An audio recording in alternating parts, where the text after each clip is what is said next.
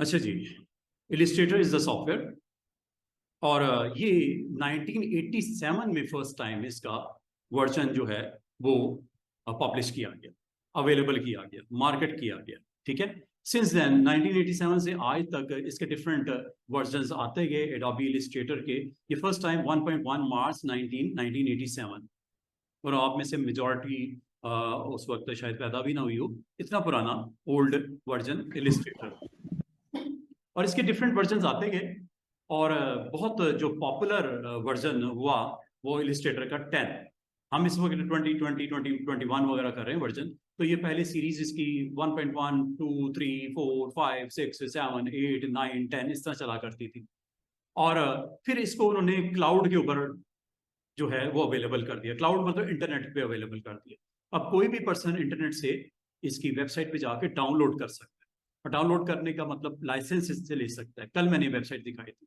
Licence लेने के बाद फायदा क्या होता है कि कल को इसका कोई जो है अपडेशन आती है, कोई अपडेट इसका पैच आता है, तो ऐसी सूरत में चूंकि आपने लाइसेंस परचेज किया होता है तो आपको अपडेट सिस्टम ऑटोमेटिकली हो जाता है। जैसा विंडोज भी अपडेट होता है, इस तरह ये सॉफ्टवेयर जो कि आपने लाइसेंस इसका परचेज किया हो, कंपनी दिन ब दिन इसमें इसके डेवलपर्स काम करते हैं, अच्छे अच्छे डिजाइन, अच्छी अच्छी फीचर्स इंट्रोड्यूस करवाते रहते हैं।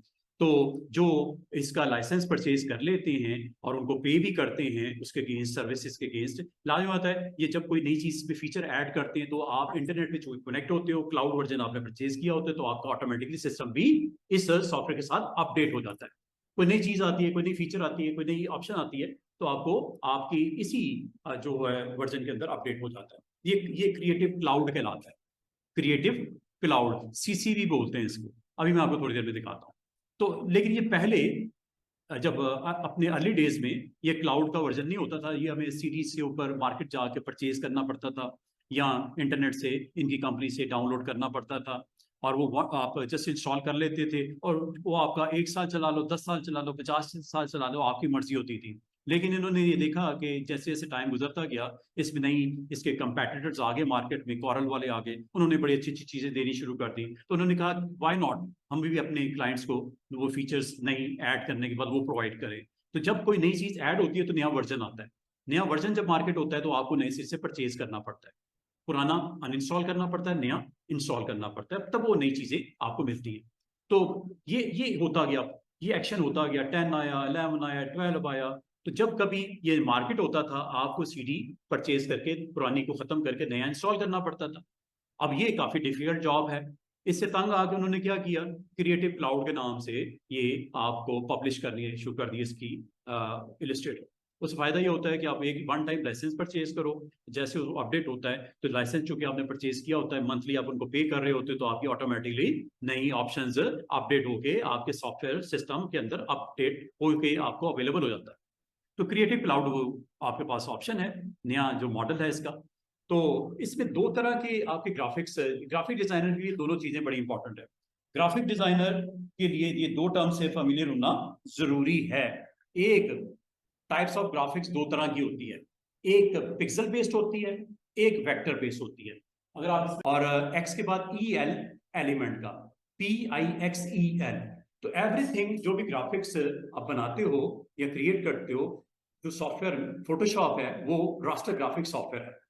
Photoshop is raster graphic software, pixel based software. और ये जब कभी आप कोई डिजाइन बनाते हो, साइज इसका जैसे इंक्रीज करते हो, एक टाइम आता है इससे पिक्सल जो है डिस्टॉर्ट होने शुरू हो जाते हैं। और डिस्टॉर्शन की वजह से आपका इमेज इतना क्रिस्पी नजर नहीं आता as compare to vector. Vector में और ग्राफिक इसमें वेक्टर ग्राफिक्स में और रास्टर ग्राफिक में फर्क है, उसमें जिस मर्जी स्केल के ऊपर उसको आप जूम कर लो, बड़ा कर दो, एनलार्ज कर दो, वो पिक्सल नहीं होता। और उसमें चूंकि हर चीज आर्क बेस्ड होती है, लाइन बेस्ड होती है, 2 पॉइंट की कनेक्टिविटी के ऊपर बेस कर रही होती है, सर्कल हो चाहे आपकी आर्क हो चाहे आपका रेक्टेंगल हो। तो जब उसको आप जूम इन करते हो तो उसको उस साइज के साथ कैलकुलेट करके उसका फार्मूला अप्लाई करके बैक एंड के ऊपर उसको उस साइज पे इनलार्ज कर देता है। तो उसमें कभी भी आपका इमेज जो है वो पिक्सल नहीं होता। वो वेक्टर ग्राफिक्स में ये सबसे इंपॉर्टेंट फीचर है। चाहे उसका एक छोटा सा आइकन वो लगा दो, चाहे उसको बिल बोर्ड पे 50 फीट के ऊपर एनलार्ज करके लगा दो, क्योंकि उसके बैकग्राउंड में मैथमेटिकल फार्मूलाज लगे होते हैं, ऑटोमेटिकली इसको रिकैलकुलेट करके रीजनरेट करता है बिग साइज में, तो स्केल अप हो जाता है। तो स्केल अप होने से आपका इमेज के ऊपर किसी किस्म के इफेक्ट्स जो हैं डिस्टॉर्शन वाले, पिक्सल वाले, वो वाजे नजर नहीं आते। तो आमतौर पे कहा जाता है कि सॉफ्टवेयर जो है फोटोशॉप वो रास्टर ग्राफिक्स सॉफ्टवेयर को सपोर्ट करता है, जबकि इलिस्ट्रेटर जो है वो वेक्टर ग्राफिक्स सॉफ्टवेयर है। अगर आपसे पूछे कि वेक्टर ग्राफिक्स की कहाँ पे हमें सॉफ्टवेयर में इसकी प्रैक्टिस नजर आएगी, तो हम कहेंगे एडोबी इलस्ट्रेटर में हम वेक्टर बेस्ड कर रहे होते हैं ग्राफिक्स के ऊपर काम, जबकि फोटोशॉप में हम रास्टर ग्राफिक्स के ऊपर काम कर रहे होते हैं। ये मैं जब आपको फोटोशॉप में जाएंगे तो आप खुद आप एक्सपीरियंस करोगे कि पिक्सल की वैल्यू किस तरह एक स्केल के साथ वो आपको डिस्टॉर्शन वहां पे वाजे नजर आनी शुरू हो जाती है। तो इंशाल्लाह जब हम बात करेंगे इसके ऊपर मजीद एक्सप्लेन करूंगा, जब हम वर्क करेंगे तो मजीद एक्सप्लेन करूंगा। जिस तरह इसमें यह कहा जाता है कि everything is a vector, Illustrator की बात हो रही है, दोबारा से माइंड को आप क्लियर कीजिएगा। इस वक्त हम बात किस सॉफ्टवेयर की कर रहे हैं, इस इंट्रोडक्शन किस सॉफ्टवेयर का है, इलिस्ट्रेटर का।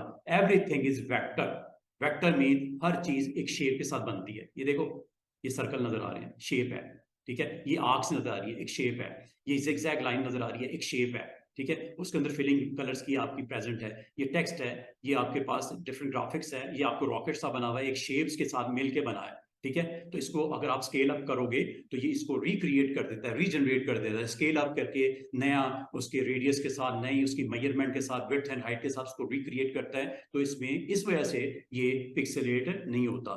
तो Illustrator is everything is a vector.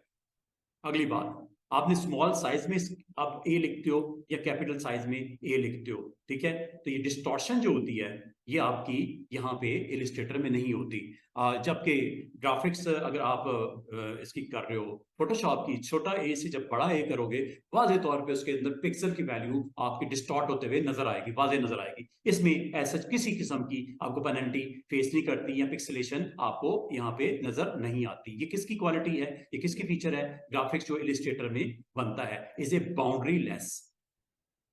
Next, अब ये 25 पिक्सल का 25 पिक्सल विड्थ और 25 पिक्सल हाइट में एक छोटा सा लोगो बना हुआ है। इस लोगो को अगर आप 2400% एनलार्ज करोगे, जूम करोगे, ये पिक्सेलेशन इलिस्ट्रेटर में नजर नहीं आती। लेकिन यही चीज अगर आप यही लोगो फोटोशॉप में 2400% जूम करोगे, इसमें वाजे तौर पे आपकी वैल्यूज डिस्टॉर्ट होते हुए दिखाई दे रही है। ये डायग्रामेटिकली कंपैरिजन के तौर पे मैं आपको दिखाना चाह रहा था। एक डायग्रामेटिकली अगर आप देखो एक लोगो बना होता है इलिस्ट्रेटर में, अगर आप उसे जूम करते हो करते हो उसको जूम जितना मर्जी कर लो, स्केल अप कर दो, वो पिक्सेलेशन उसमें क्लैरिटी है, क्रिस्पी इमेज है, एवरीथिंग इज ओके। लेकिन जब वही चीज आप फोटोशॉप में लार्ज करोगे, जूम करोगे, तो आपकी ये वैल्यूज जो है वो डिस्टॉर्ट करते हुए, पिक्सेलेट होते हुए आपको वाजे फर्क नजर आएगा। 100% पे हो सकता है सही नजर आए लोगों, लेकिन उसको जैसे ही आप जूम करोगे इस तरह के पिक्सल वाज़े तौर पे आपके स्क्रीन के ऊपर विजिबल हो जाते हैं। ये है difference between Illustrator and Photoshop. जब फोटोशॉप पे बात करेंगे तो हम देख भी लेंगे क्या चीज है। सिर्फ मैंने आपको वक्ती तौर पे कंपैरिजन करके दिखा रहा हूं कि आपने जब कभी कोई लोगो बनाने हैं इलिस्ट्रेटर में बनाने हैं, फोटोशॉप में नहीं बनाने। लोगो बनाने के लिए, डिजाइन बनाने के लिए, कुछ क्रिएट करने के लिए, ग्राफिक्स बनाने के लिए हम आपने हमेशा इलिस्ट्रेटर यूज करना है, फोटोशॉप को कभी यूज ना करना। फोटोशॉप में एक प्रॉब्लम है, प्रॉब्लम ये है उसका एक स्केल के साथ जो बनाई जाती है उसी स्केल पे प्रिंट कर लेंगे, एवरीथिंग इज ओके, लेकिन उसको जैसे अगर जूम करके प्रिंट करेंगे वो पिक्सलेट हो जाएगा। क्या मैंने बोला, एक फ्रेम, एक कैनवस सेट करते हो आप 200 बाई 200 पिक्सल का, उसके ऊपर अगर आप कुछ बना के प्रिंट करते हो कोई मसला नहीं, लेकिन अगर उसी को जूम करके बिग फ्रेम पे आपने लेके आना हो तो पिक्सेलेट हो जाता है।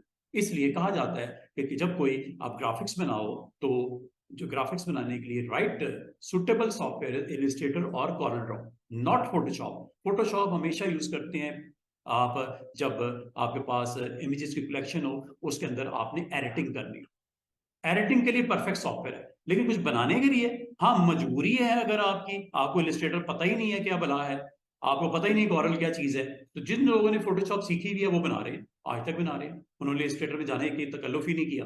लेकिन जो चले गए, जो स्विच कर गए इलिस्ट्रेटर, उन्होंने सीखा, तो उन्होंने इस चीज को भी इंजॉय किया और इस चीज को फील किया कि लोगो बनाने के लिए जो परफेक्ट सॉफ्टवेयर है, डिजाइन बनाने के लिए जो परफेक्ट सॉफ्टवेयर है, वो आपका इलिस्ट्रेटर है, ना कि फोटोशॉप। फोटोशॉप फोटो एडिटिंग की हद तक ठीक है। मैं गया, ये एम्पोरियम मॉल के आगे मैंने अपना फोटो सामने क्लिक करवाया, ठीक है, और मैं अगले ही लम्हे उस फोटो को एडिट करके और अपने आप को बुर्ज खलीफा के आगे खड़ा कर दूं, कर सकता हूँ, कोई मसला नहीं है। मैं फोटो यहाँ पे रोड के ऊपर क्लिक करवाया, पीछे से कार गुजर रही है, पीछे से साइकिल गुजर रही है, मैं चाह रहा हूँ कार और साइकिल को वहां से फिनिश कर दिया जाए फोटो में से, कर सकते हैं। Photoshop is okay. यहाँ तक फोटो एडिटिंग का ताल्लुक है, Photoshop software is okay editing करने के लिए फोटोज को, इमेजेस को। लेकिन कुछ बनाना है, कुछ क्रिएट करना है, तो आपने उस सॉफ्टवेयर की तरफ जाना है जो कि इलिस्ट्रेटर या कॉरल है, क्योंकि वो वेक्टर बेस्ड सॉफ्टवेयर है। और कल को अगर आप कुछ भी क्रिएट करते हो, उसको लार्ज करते हो, तो आपको इस तरह की प्रॉब्लम के साथ फेस नहीं करना पड़ेगा, लड़ना नहीं पड़ेगा, प्रॉब्लम में नहीं आओगे, क्योंकि ये एक हद तक तो सपोर्टिव सॉफ्टवेयर है। और अगर आप उस डिजाइन को लार्ज करते हो, तो चूंकि पिक्सल बेस्ड सॉफ्टवेयर है, और पिक्सल एक छोटी सी वैल्यू को पिक्सल बोलते हैं। मिसाल के तौर पर अगर ये बोर्ड होता, मैं छोटा सा डॉट लगा लेता, छोटा सा डॉट लगा लेता है, तो ये क्या है, ये एक पिक्सल है आपकी स्क्रीन के ऊपर। और कौन से यूजर कौन यूज करते हैं इसको, ग्राफिक डिजाइनर यूज करते हैं आमतौर पे। जो इलिस्ट्रेटर के यूजर कौन है, उन्हें क्या बोलते हैं जो इसे यूज कर रहे होते हैं, हम कहते हैं ग्राफिक डिजाइनर है, ठीक है। या आर्टिस्ट इलिस्ट्रेटर के वो हो सकते हैं, वेब डिजाइनर हो सकते हैं, फैशन इंडस्ट्री के डिजाइनर्स हो सकते हैं। आमतौर पर से यूजर्स आपके इनमें से किसी भी फील्ड के हो सकते हैं। मेजॉरिटी जो फोटोशॉप इलिस्ट्रेटर में काम कर रही होती है, उसको हम एक टैग लगा देते हैं, जनाब ये ग्राफिक डिजाइनर है, ऐसे ही बोलते हैं ना, ये ग्राफिक डिजाइनर है। और इस तरह का अगर आपने टेम्पलेट बनाना हो, तो उसमें भी बेस्ट अप्रोच इज, आप इस टेम्पलेट के साथ अगर आप जाते हो, इसमें आपको इमेजेस भी नजर आते हैं, इसमें आपको टेक्स्ट की प्रेजेंटेशन भी नजर आती है, इसमें कुछ सिंबल्स भी आपको नजर आ रही हैं, लाइंस लगी हुई नजर आ रही हैं, ये रेक्टेंगल लगी हुई नजर आ रही हैं, या कुछ इमेजेस की प्लेसमेंट नजर आ रही हैं, कुछ आइकन्स की यहाँ पे यूजेज नजर आ रहा है, यहाँ पे लोगोज वगैरह नजर आ रहे हैं। तो इसमें ग्राफिक्स में आपको जो स्प्लिटिंग ऑफ कलर्स नजर आ रहे हैं, ऊपर वाले फ्रेम में रेड है, नीचे वाले फ्रेम में आपका ऑरेंज कलर की डिवीजन की गई है। आमतौर पर ग्राफिक डिजाइनर जब काम करते हैं, इस तरह के वेबसाइट जब बनाते हैं, तो वेब टेम्पलेट्स बनाने के लिए भी right software is other than Corel Illustrator is the perfect one. ये आमतौर पे पता क्या करते हैं, कंपनी कहती है यार हम लोगों ने एक वेबसाइट बनानी है, हमारे एक रेस्टोरेंट की चेन ओपन हो रही है, डिलीवरी हम करते हैं फूड की, एक अच्छी सी वेबसाइट का लेआउट तो बना के दो। तो ये बनाने के लिए डिजाइनर को जब आता है, तो वो फिर इस तरह के डिफरेंट एक्सपेरिमेंट करता है, इस तरह का डिजाइन वो क्रिएट करता है। ये समझ लो एक फास्ट फूड चेन की एक वेबसाइट का एक लेआउट बनाया गया। हाँ, ये लेआउट सपोर्ट कर दिया जाता है किसको, वेब डेवलपर को, जिसमें वो कोडिंग करता है, पिक्चर्स लगाता है, इमेजेस की प्लेसमेंट करता है, मेन्यूज की प्लेसमेंट करता है, डिविजन्स करता है, कलर की अवेयरनेस यहाँ से मिलती है उसको। अगर ये चीज ना दिखाई जाए, उसे अपने माइंड से थोड़ी कुछ क्रिएट करना है। जो वेब साइट बनाने वाला है, वेबसाइट बनाने वाले को कुछ दिखाओगे तो बनाने उसके लिए आसान है, या उसको ख्याली उसमें बनाना है। उसको ये कह दो कि आपने वेबसाइट बनानी है, एक फास्ट फूड रेस्टोरेंट डिलीवरी हम करते हैं फूड की, तो आपने उसकी एक वेबसाइट बना दो। तो हम आमतौर पे उसके लिए फर्स्ट स्टेप क्या होता है, उस कंपनी के ऑनर वो कहते हैं, डिजाइनर को बुलाता है कि जनाब डिजाइनर आप इधर आइए, एक हमारी अभी लॉन्च करनी है हमने बड़ी ईद के ऊपर फास्ट फूड की, तो एक जरा सिंपल सा एक वेबसाइट का लेआउट तो बना दो। वो लेआउट जरा डिशेस में आपको उसकी अच्छी सी फोटोज अच्छी रेजोल्यूशन वाली दे देता हूँ, टाइटल आपको बता देता हूँ, उसकी प्रोमिनेंट वैल्यूज जरा हाईलाइट आप कर देना। अपना जो इंस्टा का है, फेसबुक का है, ट्विटर का है, और कॉन्टैक्ट की वैल्यूज के लिए लिंक्स वहां बना देना, और उस पर जब क्लिक करें तो वो ऑर्डर करने को उसको आसानी हो। अकाउंट फेसबुक पे ऐड कर दे, इंस्टा पे ऐड कर दे, ट्विटर पे, या आप यहाँ पे अपना ईमेल एड्रेस दे दो, अपनी वेबसाइट का आप एड्रेस दे दो। तो जैसे इस आइकन पे क्लिक करेंगे, छोटे छोटे आइकन नजर आ रहे हैं सर्कल्स, इस पे जैसे क्लिक करेंगे वो वेबसाइट ओपन होगी, उसमें इन्फॉर्मेशन देंगे, ऑर्डर प्लेस करेंगे और सबमिट कर देंगे। तो आफ्टर 30 मिनट्स वो आपको होम डिलीवरी आपको मिल जाएगी। तो ये एक पेज का, एक स्टैटिक पेज का लेआउट बनाया है किसी ग्राफिक डिजाइनर ने। तो ये लेआउट बनाने के लिए अगर जवेरिया को बॉस कहता है कि ये एक लॉन्च करने जा रहे हैं, एक लेआउट तो बना के लाओ, तो लाजमी बात है उसके पास कुछ डिजाइन माइंड के अंदर होंगे, कोई पेपर पे स्केचिंग होगी, उसके बाद फिर उसको ग्राफिक डिजाइनर के तौर पे किसी टूल में जाएंगे, फोटोशॉप में जाएं या वो इलस्ट्रेटर में जाएं या कॉरल में जाएं, किसी एक में जाके ये सारा डिजाइन वहां पे प्रिपेयर किया जा सकता है। ये बनाना कोई मुश्किल बात नहीं है, इसमें कोई मुश्किल बात नहीं है, फोटोज आपको मिल जाती हैं, ठीक है। वो आइकन अगर आपने बनाना है, वो फोटो बाइक राइटर का वो बना भी सकते हो, इलस्ट्रेटर में भी बना सकते हो, और बने बनाए भी इसके बेशुमार पीएनजी मिल जाते हैं। जस्ट आप उसको डाउनलोड करो और फिट कर दो, दैट्स इट। बाकी जो टेक्स्ट लिखना है वो आपका जो ऑन ऑफ दैट वेबसाइट वो आपको प्रोवाइड कर देगा कि क्या टेक्स्ट देना है, किस चीज को प्रोमिनेंट करना है, कलर की जो वैल्यूज क्या होंगी, ऑरेंज कहाँ पे रखना है, रेड कहाँ पे रखना है, कौन सी चीज कैसे प्रोमिनेंट हो सकती है। और ये एक लेआउट तो बना के लेके आओ, तो डिजाइनर ये लेआउट बनाता है, और ये लेआउट का प्रिंट, कलरफुल प्रिंट, या इसको जो है वो मेल कर देता है वेब डेवलपर को। वेब डेवलपर एक प्रोग्रामर होता है जो डिफरेंट टूल्स को यूज करते हुए उसकी वेबसाइट को क्रिएट करता है। हाँ, उसको वो अवेयरनेस कैसे आती है कि कौन सी चीज कहाँ पे प्लेस की गई, कलर क्या रखना है, वो डिजाइनर ने दिया है।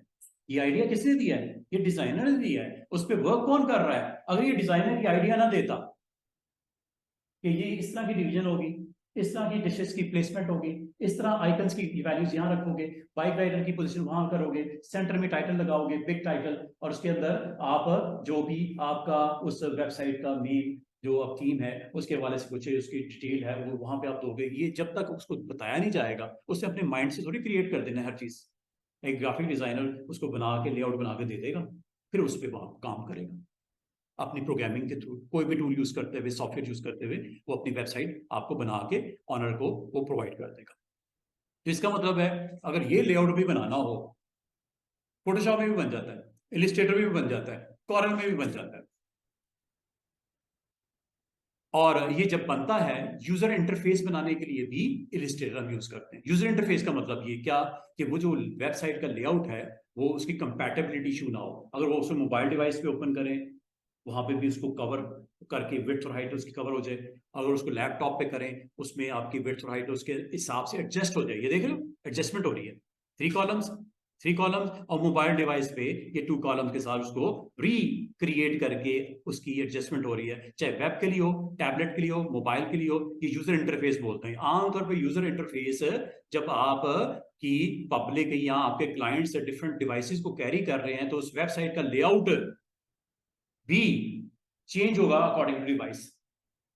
लैपटॉप पे उस तरह की लुक होगी, टैबलेट पे इस तरह की लुक होगी, मोबाइल डिवाइस पे इस तरह की लुक होगी। तो यूजर इंटरफेस बनाने के लिए भी राइट सॉफ्टवेयर कौन सा है? Again, Illustrator. इस तरह के इन्फोग्राफिक्स टेम्पलेट्स आपने बनाने हैं, आमतौर पे हायरार्की कोई बनानी है, कुछ डिटेल्स देनी है, सेंट्रिक काइंड ऑफ डिटेल देनी है, इसको लिंक करके डिफरेंट सिंबल्स को कनेक्ट करके यहाँ पे कुछ टेक्स्ट हेडिंग के साथ आपने देना है। तो इस तरह के इन्फोग्राफिक्स टेम्पलेट्स भी बनाने के लिए, ये बनाना इलिस्ट्रेटर में जितना आसान है किसी में भी नहीं होगा। इस तरह के जब पेजेस बनाने हैं, कोई टेम्पलेट्स बनाने हैं, कोई बुक बनानी है, बुक के टाइटल्स बनाने हैं, कोई ब्रोशर्स बनाने हैं, कोई फ्लायर्स बनाने हैं, आपकी जो भी बेसिक रिक्वायरमेंट है आपको फुलफिल करने के लिए सॉफ्टवेयर अवेलेबल है, जिसका नाम क्या है? इलिस्ट्रेटर। फिर डायग्राम्स एंड आइकन्स। इस तरह के डायग्राम्स एंड आइकन आपको बेतहाशा आपके मोबाइल डिवाइस पे भी दिखते हैं, डिफरेंट एप्लीकेशन में भी दिखते हैं। इस तरह का कोई भी आइकन, किसी एक को ले लो, इसमें से आप जो भी इसमें कहोगे इजीली आप इलिस्ट्रेटर में डिजाइन कर सकते।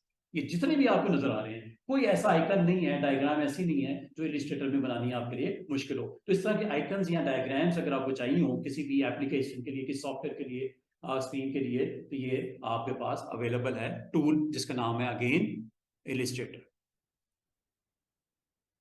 ये आइकन आपने देखे होंगे, बहुत सारे आइकन, जैसा ये आइकन, ये सेटिंग का आइकन, ठीक है, यूएसबी का आइकन, ठीक है, ये स्टार, ये आपका वाईफाई का आइकन, ठीक है, ये सिंपल बॉक्स का आइकन, ये आपका फोल्डर का आइकन। ये जितने भी आइकन यहाँ पे आपको दिख रहे हैं, ये सारे के सारे इजीली आप क्रिएट कर सकते हो। ये आमतौर पे स्मार्ट आइकन्स जिसे बोलते हैं, ये मोबाइल ऐप्स के ऊपर आमतौर पे नजर आते हैं, ठीक है। तो ये आइकन्स बनाने के लिए right software is again Illustrator. Logos बनाने हो आपने, लोगोज के ऊपर इंशाल्लाह मैं आपको आफ्टर फ्यू डेज इंशाल्लाह ईद के बाद आप लोगों के लिए लेक्चर जो है, इंपॉर्टेंट लेक्चर है, लोगों की कितनी टाइप्स हैं, लोगों की टाइप्स कितनी हैं, ठीक है। लेटर लोगो क्या होता है, वर्ड लोगो क्या होता है, इसके अलावा आपके पास पिक्चर लेक्चर के साथ ये लोगों की डिफरेंट टाइप्स यहाँ पे नजर आ रही है। एम्बलम लोगो क्या होता है, लेटर फॉर्म लोगो क्या होता है, लेटर मार्क लोगो क्या होता है, एब्स्ट्रैक्ट लोगो क्या होता है, मैस्कट लोगो क्या होता है, कॉम्बिनेशन मार्क्स के लोगो क्या होता है। ये डिफरेंट आपके लोगोस की टाइप्स हैं, इसकी कुछ एक्सप्लेनेशन है। इसको यहाँ पे राइट 2 लाइन्स के अंदर एक्सप्लेन किया गया विद डिफरेंट इस सिंबल्स की प्रेजेंटेशन लोगोस की साथ में आपको दिख रही है। इसको 1 बाय 1 मैं एक्सप्लेन करूंगा। एम्बेलम लोगो, फिर पिक्टोरिकल लोगो, फिर उसके बाद जनाब वर्ड मार्क लोगो, फिर लेटर मार्क लोगो, फिर एब्स्ट्रैक्ट लोगो, और फिर इसके बाद मैस्कट लोगो। ये आपने देखे होंगे इस तरह के मैस्कट लोगो, डिफरेंट पर्सनालिटीज के साथ, आपके फेमस पर्सनालिटीज के इमेजेस के साथ या कार्टूनिक रिप्रेजेंटेशन के साथ आपकी कंपनी का नाम प्रोमिनेंट होता है। इसको मैस्कट बोलते हैं। या प्रिंगल चिप्स का आपने देखा होगा, क्वैकर का देखा होगा, मिस्टर क्लीन का देखा होगा, KFC का आपने लोगो देखा होगा। इसको मैस्कट लोगो बोलते हैं, ठीक है। इस तरह लोगों की और भी टाइप्स हैं। ये कॉम्बिनेशन होता है 2 और मोर लोगोस की मिक्स करके एक लोगो बनाना। डव का लोगो देखा होगा, बर्गर किंग का लोगो देखा होगा। ये सारे लोगोस बनाने के लिए जो आपका सुटेबल सॉफ्टवेयर है, अगेन नेम इज इलिस्ट्रेटर। तो इलिस्ट्रेटर काफी, मैं ये समझता हूं कि इस वक्त के दौर में जो इलिस्ट्रेटर है वो आपका सबसे बेस्ट है for any kind of graphical. उसमें जब आपने कोई एलिमेंट प्रोड्यूस करने हो, कोई लोगोस बनाने हो, कोई ब्रोशर्स बनाने हो, फ्लायर बनाने हो, कोई पोस्टर बनाने हो, कोई थंबनेल बनाने हो, जैसे। तो इसके अलावा हम आमतौर पे थंबनेल के लिए और भी कैनवा हम यूज कर लेते हैं, लेकिन ये भी है सॉफ्टवेयर, ठीक है। तो अगर आप यूज करना चाहें आप यूज कर सकते हैं। इस तरह के कोई इमेजेस मैपिंग करनी हो, ये सारी चीजें इसमें पॉसिबल हैं। और आज की डेट में आपको जब कभी आपने कोई चीज बनानी है उसके लिए टूल बॉक्स होना चाहिए। टूल्स हैं, टूल बॉक्स या टूल बार, ये कलेक्शन ऑफ टूल्स होते हैं। जब तक ये आपको टूल्स नहीं आते होंगे, आप ये जो भी मैंने अभी जिक्र किया प्रीवियस स्लाइड्स में कुछ भी नहीं कर सकते। जब तक ये टूल्स आपको नहीं आते होंगे, ये स्टूडेंट मैं अभी आपको थोड़ी देर में इलस्ट्रेटर में लेके जा रहा हूं, उसमें ये सारे टूल बॉक्स जो सेंटर में नजर आ रही है और इसके लेफ्ट राइट में इनके नेम्स जो रखे हुए हैं, ये आपने याद करने की कोई जरूरत नहीं है। जब आप 15-20 दिन काम करोगे ये वैसे ही याद हो जाएंगे। ये नाम लिखे हुए नजर आ रहे हैं ना, वो direct selection, selection, magic band, फिर ये आपका लाइन सेगमेंट, वो रेक्टेंगल, ये फिल कलर, ये स्ट्रोक कलर, ये टॉगल फिल, ये स्लाइस टूल, ये आपका blend, gradient, perspective, free transform, scale, eraser, paint brush, line segment, contour, lasso tool. इनको याद करने की कोई जरूरत नहीं, टेंशन नहीं लेना। और इसकी आगे कीज भी लिखी है ब्रैकेट में, JWGES शॉर्टकट्स हैं कीबोर्ड के।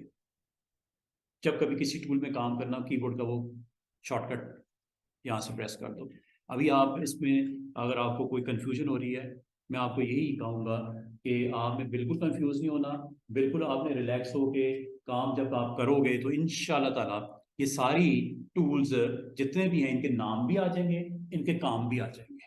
वो कोई मुश्किल बात नहीं है। आपने कौन सा सॉफ्टवेयर बनाना है, एक होता है ना आप प्रोग्रामर हो बड़े जबरदस्त किस्म के, किसी बिग कंपनी में काम कर रहे, सॉफ्टवेयर बनाना है इलिस्ट्रेटर की तरह, सॉफ्टवेयर बनाना है कॉरल की तरह, वो तो एक बिग जॉब है, वो एक आम बंदे का काम नहीं है। लेकिन एक चीज बनी भी है, उसको अपग्रेड करना है, वो भी अगर हम नहीं कर सकते हैं तो कम से कम पाकिस्तानी लोग इतना तो कर सकते हैं। सॉफ्टवेयर नहीं बना सकते लेकिन सॉफ्टवेयर बने हुए को चला तो सकते हैं, हैं। और वो 2 नंबरी भी कर सकते हैं, क्रैक करना, क्रैक भी कर लेते हैं, मास्टर हैं इस मामले में, ये इंडियन है मास्टर, क्रैक शैक कर लेते हैं। क्रैक का मतलब जो एक लीगल सॉफ्टवेयर होता है उसको इलीगली यूज करने के लिए हम क्रैक कर लेते हैं, क्योंकि हमने सीधे इस तरह से तो काम करना नहीं, ठीक है ना। हमने लाइसेंस तो लेना नहीं क्योंकि हम अफोर्ड नहीं करते, हम तो स्टूडेंट हैं। 50% डिस्काउंट चाहिए होता है हमें, बस में भी, ट्रेन में भी और ट्रेन में भी। तो ठीक है, हमारी मजबूरी है भाई, हम एक थर्ड वर्ल्ड कंट्री है, गरीब मुल्क है, हम इतनी हैवी एक्सपेंस नहीं बियर कर सकते लाइसेंस में मंथली जी $20 कौन दे, ठीक है। तो बात ये है कि ये आपने एज ए ग्राफिक डिजाइनर ये टूल सीखने हैं आपने, वेरी इजी। ये टूल्स को मैं 1 बाय 1 एक्सप्लोर करूंगा आपके साथ। और टूल्स जब हम सीखेंगे तो कुछ हमें अच्छे अच्छे इमेजेस चाहिए होंगे, अच्छे अच्छे इमेजेस चाहिए होंगे जिसके ऊपर काम करना है आपने, जो किसी पोस्टर में यूज करोगे, जो किसी फ्लायर में यूज करोगे, ब्रोशर में यूज करोगे, किसी बुक के टाइटल में यूज करोगे, ठीक है। फर्नीचर का आपको एक आ जाता है जी, रियल स्टेट का आपको एक पेज बनाना आ जाता है, बहरिया वाला कहता है यार हमारी एक लॉन्च हो रही है नया हाउसिंग स्कीम, उसका एक हमें वो सिंपल सा पेज तो बना दो, हमने मैगजीन में पब्लिश करना है, या एक कैटलॉग तो बना दो हमारी डिफरेंट प्रोडक्ट्स जो हम सेल कर रहे हैं। ठीक है, आप किसी कंपनी में हो और उस प्रॉक्टर एंड गैम्बल में हो और वो आपको कहते हैं जी हमारी कुछ लॉन्चिंग हो रही, नई प्रोडक्ट्स आई हैं मार्केट, तो उसके एक मैगजीन के ऊपर एक अच्छा सा हमने एक पेज डिजाइन करवाना है, पिक्चरें मैं आपको अच्छी रेजोल्यूशन वाली भेज देता हूँ, या वो भेजेगा या कहता है यार इससे रेलेवेंट जो है ना इंटरनेट पे पड़ी हुई वहां से डाउनलोड कर लेना और उन पिक्चर्स से यूज करते हुए एक अच्छा सा पेज बना के मुझे देना। तो लाजमी बात है पिक्चर्स के लिए, अच्छी रेजोल्यूशन के पिक्चर्स के लिए ये सोर्सेज हैं। सबसे इजी सोर्स है जिसको आप हर कोई यूज करता है, पाकिस्तान का कोई शहरी ऐसा नहीं है जिसको गूगल का नहीं पता। google.com, गूगल पे चले जाओ, वहां पे ऐसे ऐसे आपको क्लास के इमेजेस मिल जाएंगे, जो आप क्यूरी कहोगे उसके मुताबिक वो आपको इमेजेस की कलेक्शन आ जाएगी। नहीं मिलती, Pixabay, Unsplash, Freepik, PNG wing और भी बेशुमार है। जब आप गूगल करोगे बेशुमार और भी आपको ऐसी वेबसाइट मिल जाएंगी जहां पे अच्छे रेजोल्यूशन वाले इमेजेस आपने डाउनलोड कर लेने हैं अपने पास वीकेंड के ऊपर। आज का दिन जाने दो, कल का दिन भी जाने दो, फिर वीकेंड आएगा, ईद आएगी, तो अच्छी अच्छी इमेजेस की कलेक्शन आपने अपने पास उठा के और डाउनलोड करके, मैं आपको डाउनलोड करना भी अभी सिखा देता हूँ, अच्छे इमेजेस कैसे आप डाउनलोड करने हैं। और ये आपको इसलिए जरूरत है क्योंकि आपने प्रैक्टिस करनी है इनके साथ।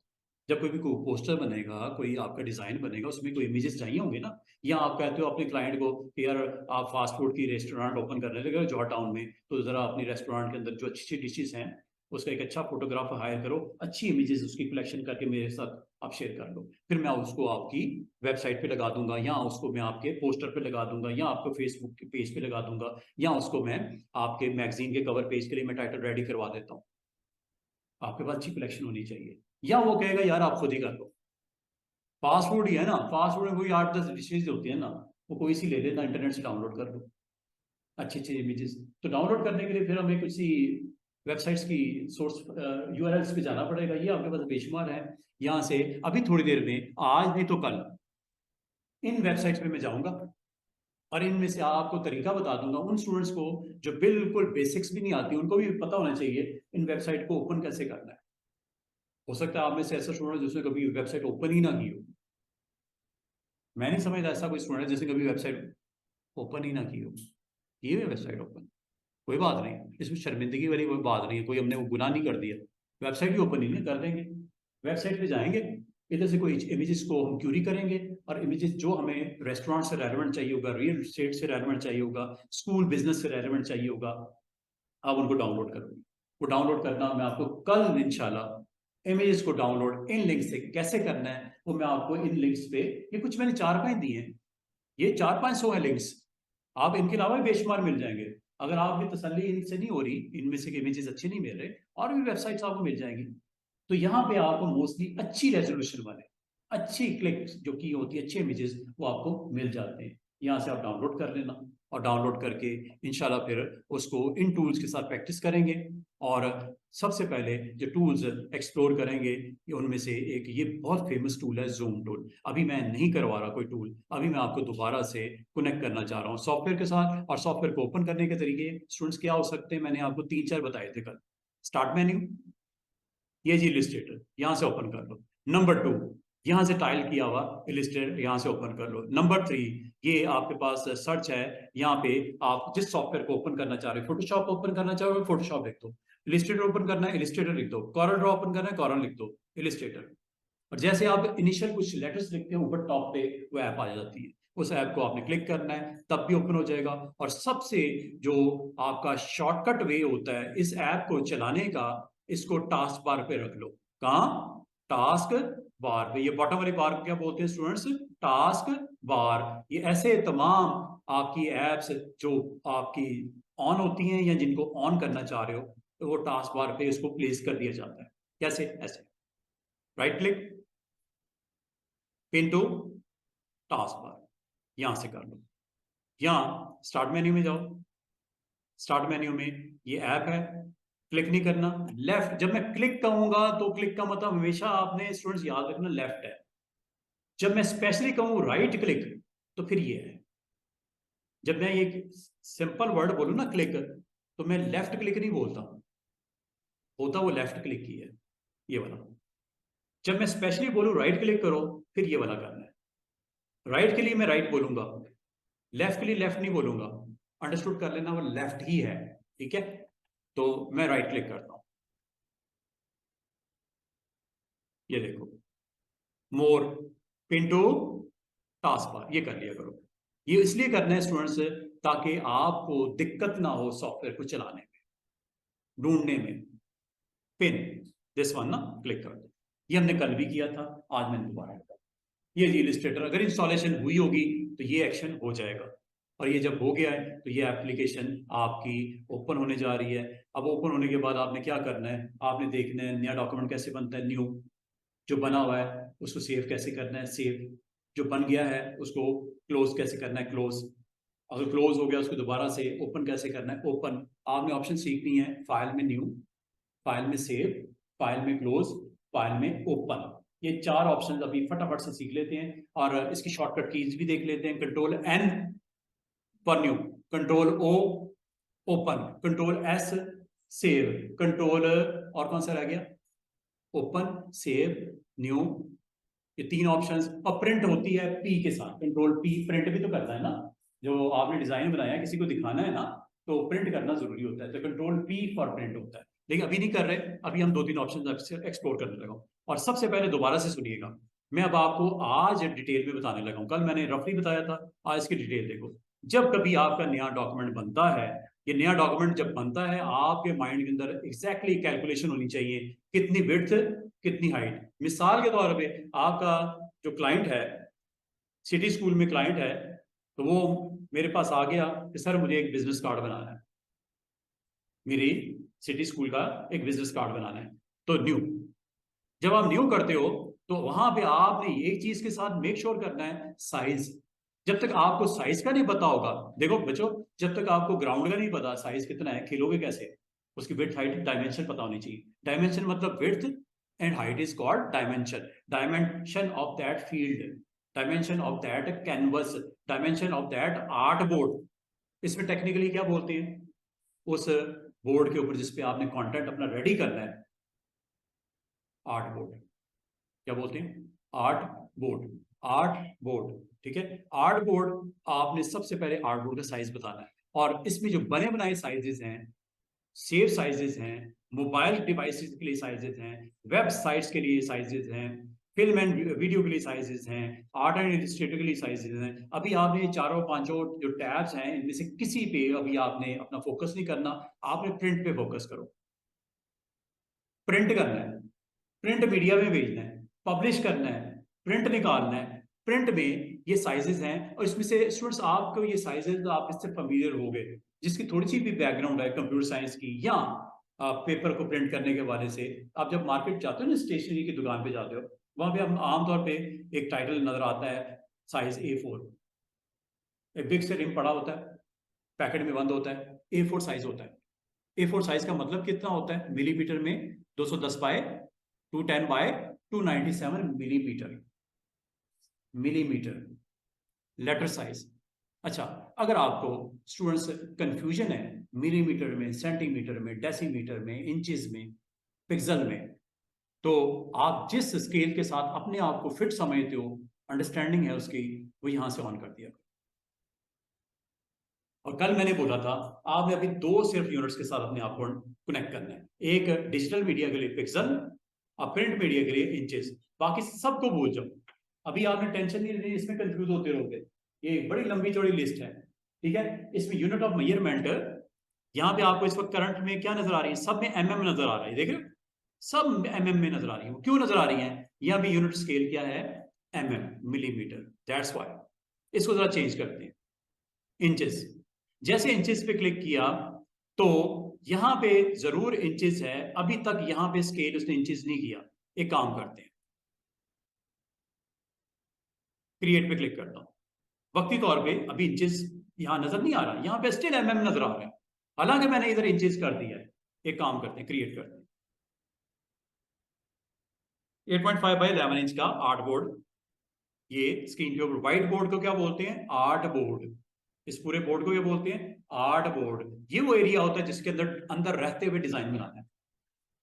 इससे बाहर आप रख सकते हो अगर कुछ रखना चाहो, बना सकते हो अगर बनाना चाहो, लेकिन प्रिंट वो होगा जिस आर्ट बोर्ड के इनसाइड होगा। बाउंड्री है ये, इससे बाहर नहीं निकलना, फाउल हो जाएगा। अच्छा, जरा चलते हैं दोबारा से। फाइल, दोबारा से देखो, न्यू, कंट्रोल एन सामने लिखा हुआ नजर आ रहा होगा। अब चेक करो, यूनिट ऑफ मेजरमेंट क्या चेंज हो गया?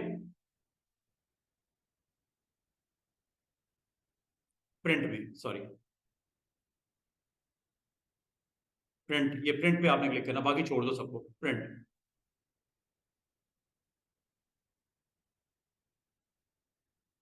सेट नहीं किया इसने, एक सेकेंड, इसकी डिफॉल्ट सेटिंग या तो चेंज हुई होगी, उसको भी देख लेता हूं।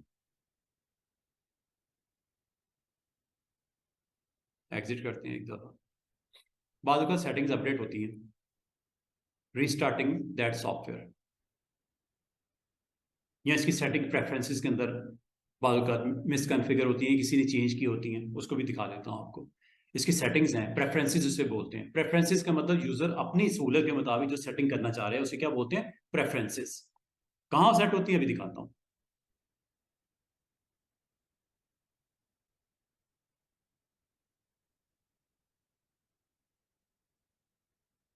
लें जनाब, ये इलिस्ट्रेटर आपका ओपन हुआ, न्यू करते हैं।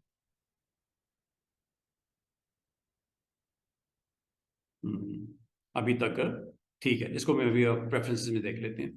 तो आपने बच्चों क्या करना है, जब कभी आपने यूनिट ऑफ मेजरमेंट जिसमें आप कंफर्टेबल हो यहां से ऑन कर दिया करो। जैसे डिफॉल्ट कैसे होता है वो भी देख लेते हैं। अभी वक्ती तौर पे मैंने इंचेस कर दिया, इंचेस यहाँ पे करने के बाद ये देखो, ये वैल्यू दिख रही है 8.5 IN लिखा हुआ है। और जैसे ही इसको आप कर देते हो दोबारा से मिलीमीटर में, ये देख रहे हो वैल्यू, यहां पे देखो, इधर छोड़ो, ये आपका जो टाइल्स बनी है इसको 2 मिनट के लिए इग्नोर करो। यहां पे देखो, ये वैल्यू आपकी मिलीमीटर्स में है, और यही वैल्यू अगर आप इंचेस वैल्यू मालूम करना चाहो, इसी की रिस्पेक्टिव वैल्यू ये इंचेस में आ गई। ठीक है, इंचेस और अच्छा, क्वेश्चन है ये आमतौर में मैं स्टूडेंट से जरूर पूछता हूं, 1 इंच के अंदर कितने सेंटीमीटर होते हैं? 1 इंच के अंदर कितने सेंटीमीटर होते हैं? मेजरमेंट ये आपका जो है आमतौर पे जब आप किसी चीज को स्केल के साथ मेजर करते हो, स्केल फुट होता है ना आपके पास, फुट के साथ मेजर करते हो, एक तरफ इंचेस होती है स्केल, दूसरी तरफ सेंटीमीटर्स होते हैं। कभी देखा नहीं 1 इंच के अंदर दूसरी तरफ है 2.5। स्केल आप ओपन करके देखो, फुट होता है ना, फुट, एक तरफ आपके स्केल पे इंचेस मेजरमेंट लिखी होती है, दूसरी तरफ सेंटीमीटर होते हैं। तो आपका 1 इंच में कितने सेंटीमीटर होते हैं? 2.54, 2.54। चेक कर लेते हैं, वेरीफाई कर देता हूं आपको, ये देखो 1 इंच कर देता हूं, 1 इंच बाय, चले इसको 2 इंच कर देता हूं। हाइट को 2 इंच कर दिया, आर्टबोर्ड की हाइट 2 इंच कर दी, और विड्थ कितनी कर दी? 1 इंच। इंचेस में है ना, सेंटीमीटर में दिखाऊं? जैसे मैंने बोला वैसे ही होना चाहिए ना, 1 इंच इज इक्वल टू 2.54। देख लेते हैं, ये सेंटीमीटर है, सेकेंड लास्ट, देख रहे हो? 1 इंच विड्थ में रिप्लेस कर दिया विद 2.54, और 2 इंच हाइट में रिप्लेस कर दिया उसका डबल 5.08। ठीक है, और अगर मैं आपको यह कहूं कि 8 इंच में, और इसको आप वापस भी कर सकते हो किसी टाइम पे, जिसमें आप स्केल में, आप यहाँ पर क्लाइंट वर्क करना चाह रहा है, आर्ट बोर्ड का साइज सेट करना चाह रहा हो, वो इंचेस में वर्क करना रिक्वायर्ड कर रहा है आपकी तरफ से। अच्छा, बाद का जो ब्रिटिश क्लाइंट होते हैं ना यूके के, वो मीट्रिक स्केल में काम करते हैं। ये और सीएम जो होता है, सेंटीमीटर, मिलीमीटर, डेसीमीटर, इसमें यूके के क्लाइंट जो आपसे काम करवाते हैं ना, वो मीट्रिक स्केल में करते हैं। और यूएस के जो क्लाइंट होते हैं, यूएस के, हम चूंकि यूएस को फॉलो करते हैं तो हमारी यूनिट ऑफ मेजरमेंट आमतौर पे इंचेस में होती है, क्योंकि वहां पे यूनिट ऑफ मेजरमेंट फॉलो करते हैं यूके में कौन सा? Metric scale. मीट्रिक का मतलब सेंटीमीटर, मिलीमीटर, और सेंटीमीटर और मिलीमीटर में फर्क पता है ना? 1 सेंटीमीटर में कितने मिलीमीटर होते हैं? 1 सेंटीमीटर में कितने मिलीमीटर होते हैं? 10 है, 10 होते हैं ना। ये बेसिक बेसिक चीजें हैं, अगर नहीं आती तो कोई उसमें घबराने वाली बात नहीं, क्यों हमने तो अभी टूल सीख रहे हैं तो आ ही जाएंगे सीजन, कोई मसला नहीं है। ठीक है, मेजरमेंट करने का जो आपके पास जो स्केल वैल्यू है वो थोड़ी सी आपको, ये बेसिक बेसिक चीजें हैं, हम कोई डिटेल में नहीं जा रहे इसके यूनिट्स के ऊपर वर्क करने। ठीक है, सिर्फ ये बता रहा हूँ अभी हमने क्या डिसाइड किया, अभी के अभी हमने डिसाइड किया कि सिटी स्कूल का एक बंदा आया और वो कहता है कि मुझे सर एक बिजनेस कार्ड बनवाना है आपसे। मुझे जवेरिया से, मुझे मिस मिस क्या नाम है, मिस गजाला को, ये कहीं उसी स्कूल में काम कर रही हैं, तो वो कह रही हैं कि सर आप ग्राफिक डिजाइनर हैं, आप ज़रा मेहरबानी करें कार्ड तो बना दें। तो ये उनसे पूछेंगे सर कार्ड का साइज़ क्या रखना है। अगर तो ये ग्राफिक डिजाइनर हैं और काफ़ी अच्छे से काम कर रही हैं, ऐसी बात नहीं करेंगी, शर्मिंदगी वाली बात है कि आपको ग्राफिक डिजाइनर हो गया, आपको ये नहीं पता बिजनेस कार्ड का साइज़ कितना होता है। बिजनेस कार्ड का साइज हो या किसी चीज का साइज हो, गूगल कर लिया करो। आपने किसी से पूछने से बेहतर है आप उस शर्मिंदगी से बचने के लिए गूगल कर लिया करो।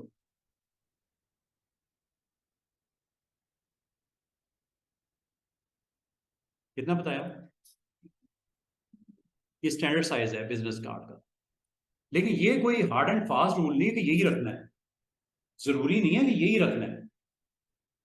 लेकिन जो स्टैंडर्ड साइज होता है आमतौर पे बिजनेस कार्ड का, हमेशा पहले जो वैल्यू होती है विड्थ की होती है। स्टूडेंट्स याद रखना, जब वो 3.5 आपको ग्राफिक डिजाइनर या क्लाइंट बोल रहा है तो first value is always for your width and second is for height. जैसे बताया वैसे ही मैं इलिस्ट्रेटर में चला गया और यहाँ पे प्रिंट पे जाके ये साइज यहाँ पे दे दिया 3.5/2 इंच, ऐसे ही है ना, 3.5/2 इंच। हाँ, इसको आपने प्रिंट जो निकालना है कार्ड, क्या वर्टिकल प्रिंट निकालनी है कार्ड की या हॉरिजॉन्टल निकालनी है? वर्टिकल को पोर्ट्रेट बोलते हैं और इसको ओरिएंटेशन में लैंडस्केप बोलते हैं। ये पोर्ट्रेट होता है और ये लैंडस्केप होता है। ये कार्ड समझ लो मेरे हाथ में पकड़ा हुआ छोटा सा कार्ड, ठीक है, ये पोर्ट्रेट बोलते हैं और इसको लैंडस्केप बोलते हैं, ओरिएंटेशन इसे बोलते हैं, और ये यहां से चेंज होती है। ये देख रहे हो, ये फर्स्ट वाली, अभी इसने कौन सी ऑन की हुई है? सेकंड वाली। ये लैंडस्केप होती है, विड्थ ज्यादा हाइट कम। और ये देखो जैसे मैं क्लिक करता हूं, ये देखो आपस में क्या होगा, इनका स्वैपिंग होगी। ये देखो विड्थ इज, अब ये हो गया विड्थ इज 2, हाइट इज 3.5। लेकिन जैसे मैं ये क्लिक करता हूं अब width is 3.5 and height is 2। यहां से आराम से आप क्लिक करने से स्विच कर सकते हो कि आपको इसे टेक्निकली क्या बोलते हैं स्टूडेंट्स, लैंडस्केप, और इसको क्या बोलते हैं, पोर्ट्रेट। पोर्ट्रेट और ये लैंडस्केप। अच्छा जी जनाब, अब बिजनेस कार्ड जो जिसका साइज आपने डिसाइड कर लिया 3.5/2, विड्थ कितनी वो डिसाइड कर ली, हाइट कितनी वो आपने डिसाइड कर ली। अब क्या डिसाइड करने लगे? अब आप इससे डिसाइड करने लगे ब्लीड मार्जिन। कल मैंने नहीं बोला था, आज मैं बताने लगा। Bleed margin, bleed margin students क्या होता है कि आपने अपना एक बड़ा अच्छा सा डिजाइन रेडी कर लिया, जैसे ये, ठीक है, अलबत्ता ये साइज 8.5/11 है, 8.5/11 लेटर साइज भी से बोलते हैं। आपने कार्ड बनाना था, कार्ड बना दिया आपने, ये फ्लायर बनाना था आपने, ये यहाँ से सिंपल सा इसका कवर पेज बनाना था, अटेंडेंस रजिस्टर का आपने बना दिया। बनाने के बाद लाजमी बात है ये जब प्रेस में निकलती है, ये बिग शीट्स के ऊपर निकलती हैं, प्रेस में ये जब निकलती हैं इस तरह थोड़ी पेज होते हैं, बिग शीट्स लगी होती हैं, वो आपकी निकलती रहती है। फिर बाद में उसकी क्या करते हो, कटिंग, उन शीट्स को कटिंग करते हो। जब कटिंग करते हो तो ऐसी सूरत में कटर आपका जब इसके ऊपर पेपर के ऊपर आता है तो यहाँ पे एहतियातन हम एक ब्लीड मार्जिन भी डिक्लेयर कर देते हैं।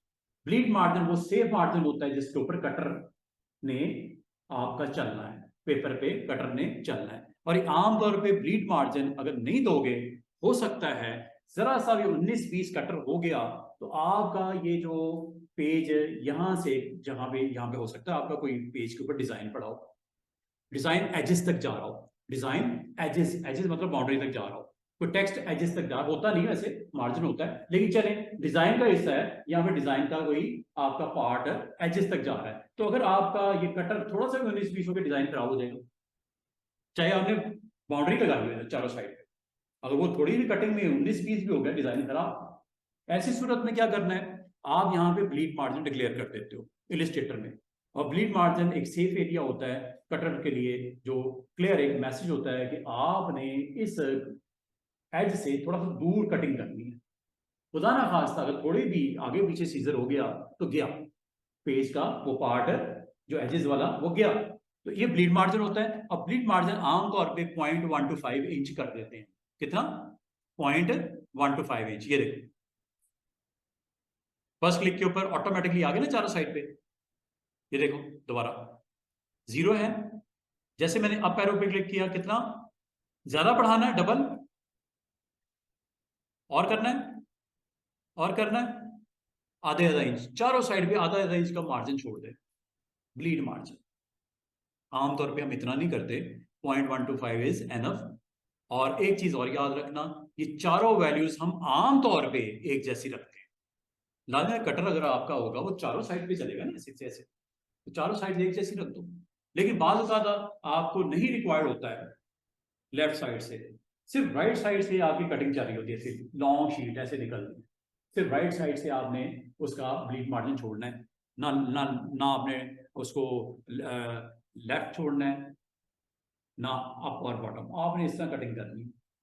लॉन्ग शीट है, या आप उसका टॉप बॉटम भी चले छोड़ देते हैं, लेफ्ट के ऊपर आप नहीं समझते कि आपने कुछ छोड़ना है, तो ऐसी सूरत में आप इस लिंक को ऑफ कर दिया करो। ये लिंक है, चेन है, इसको 0 कर देते हैं लेफ्ट को। बाकी मैंने तीनों साइड पे 0.1 to 5 कर दिया। इसका मतलब है लाजमत है कटिंग ऐसे भी होनी है, कटिंग ऐसे भी होनी है।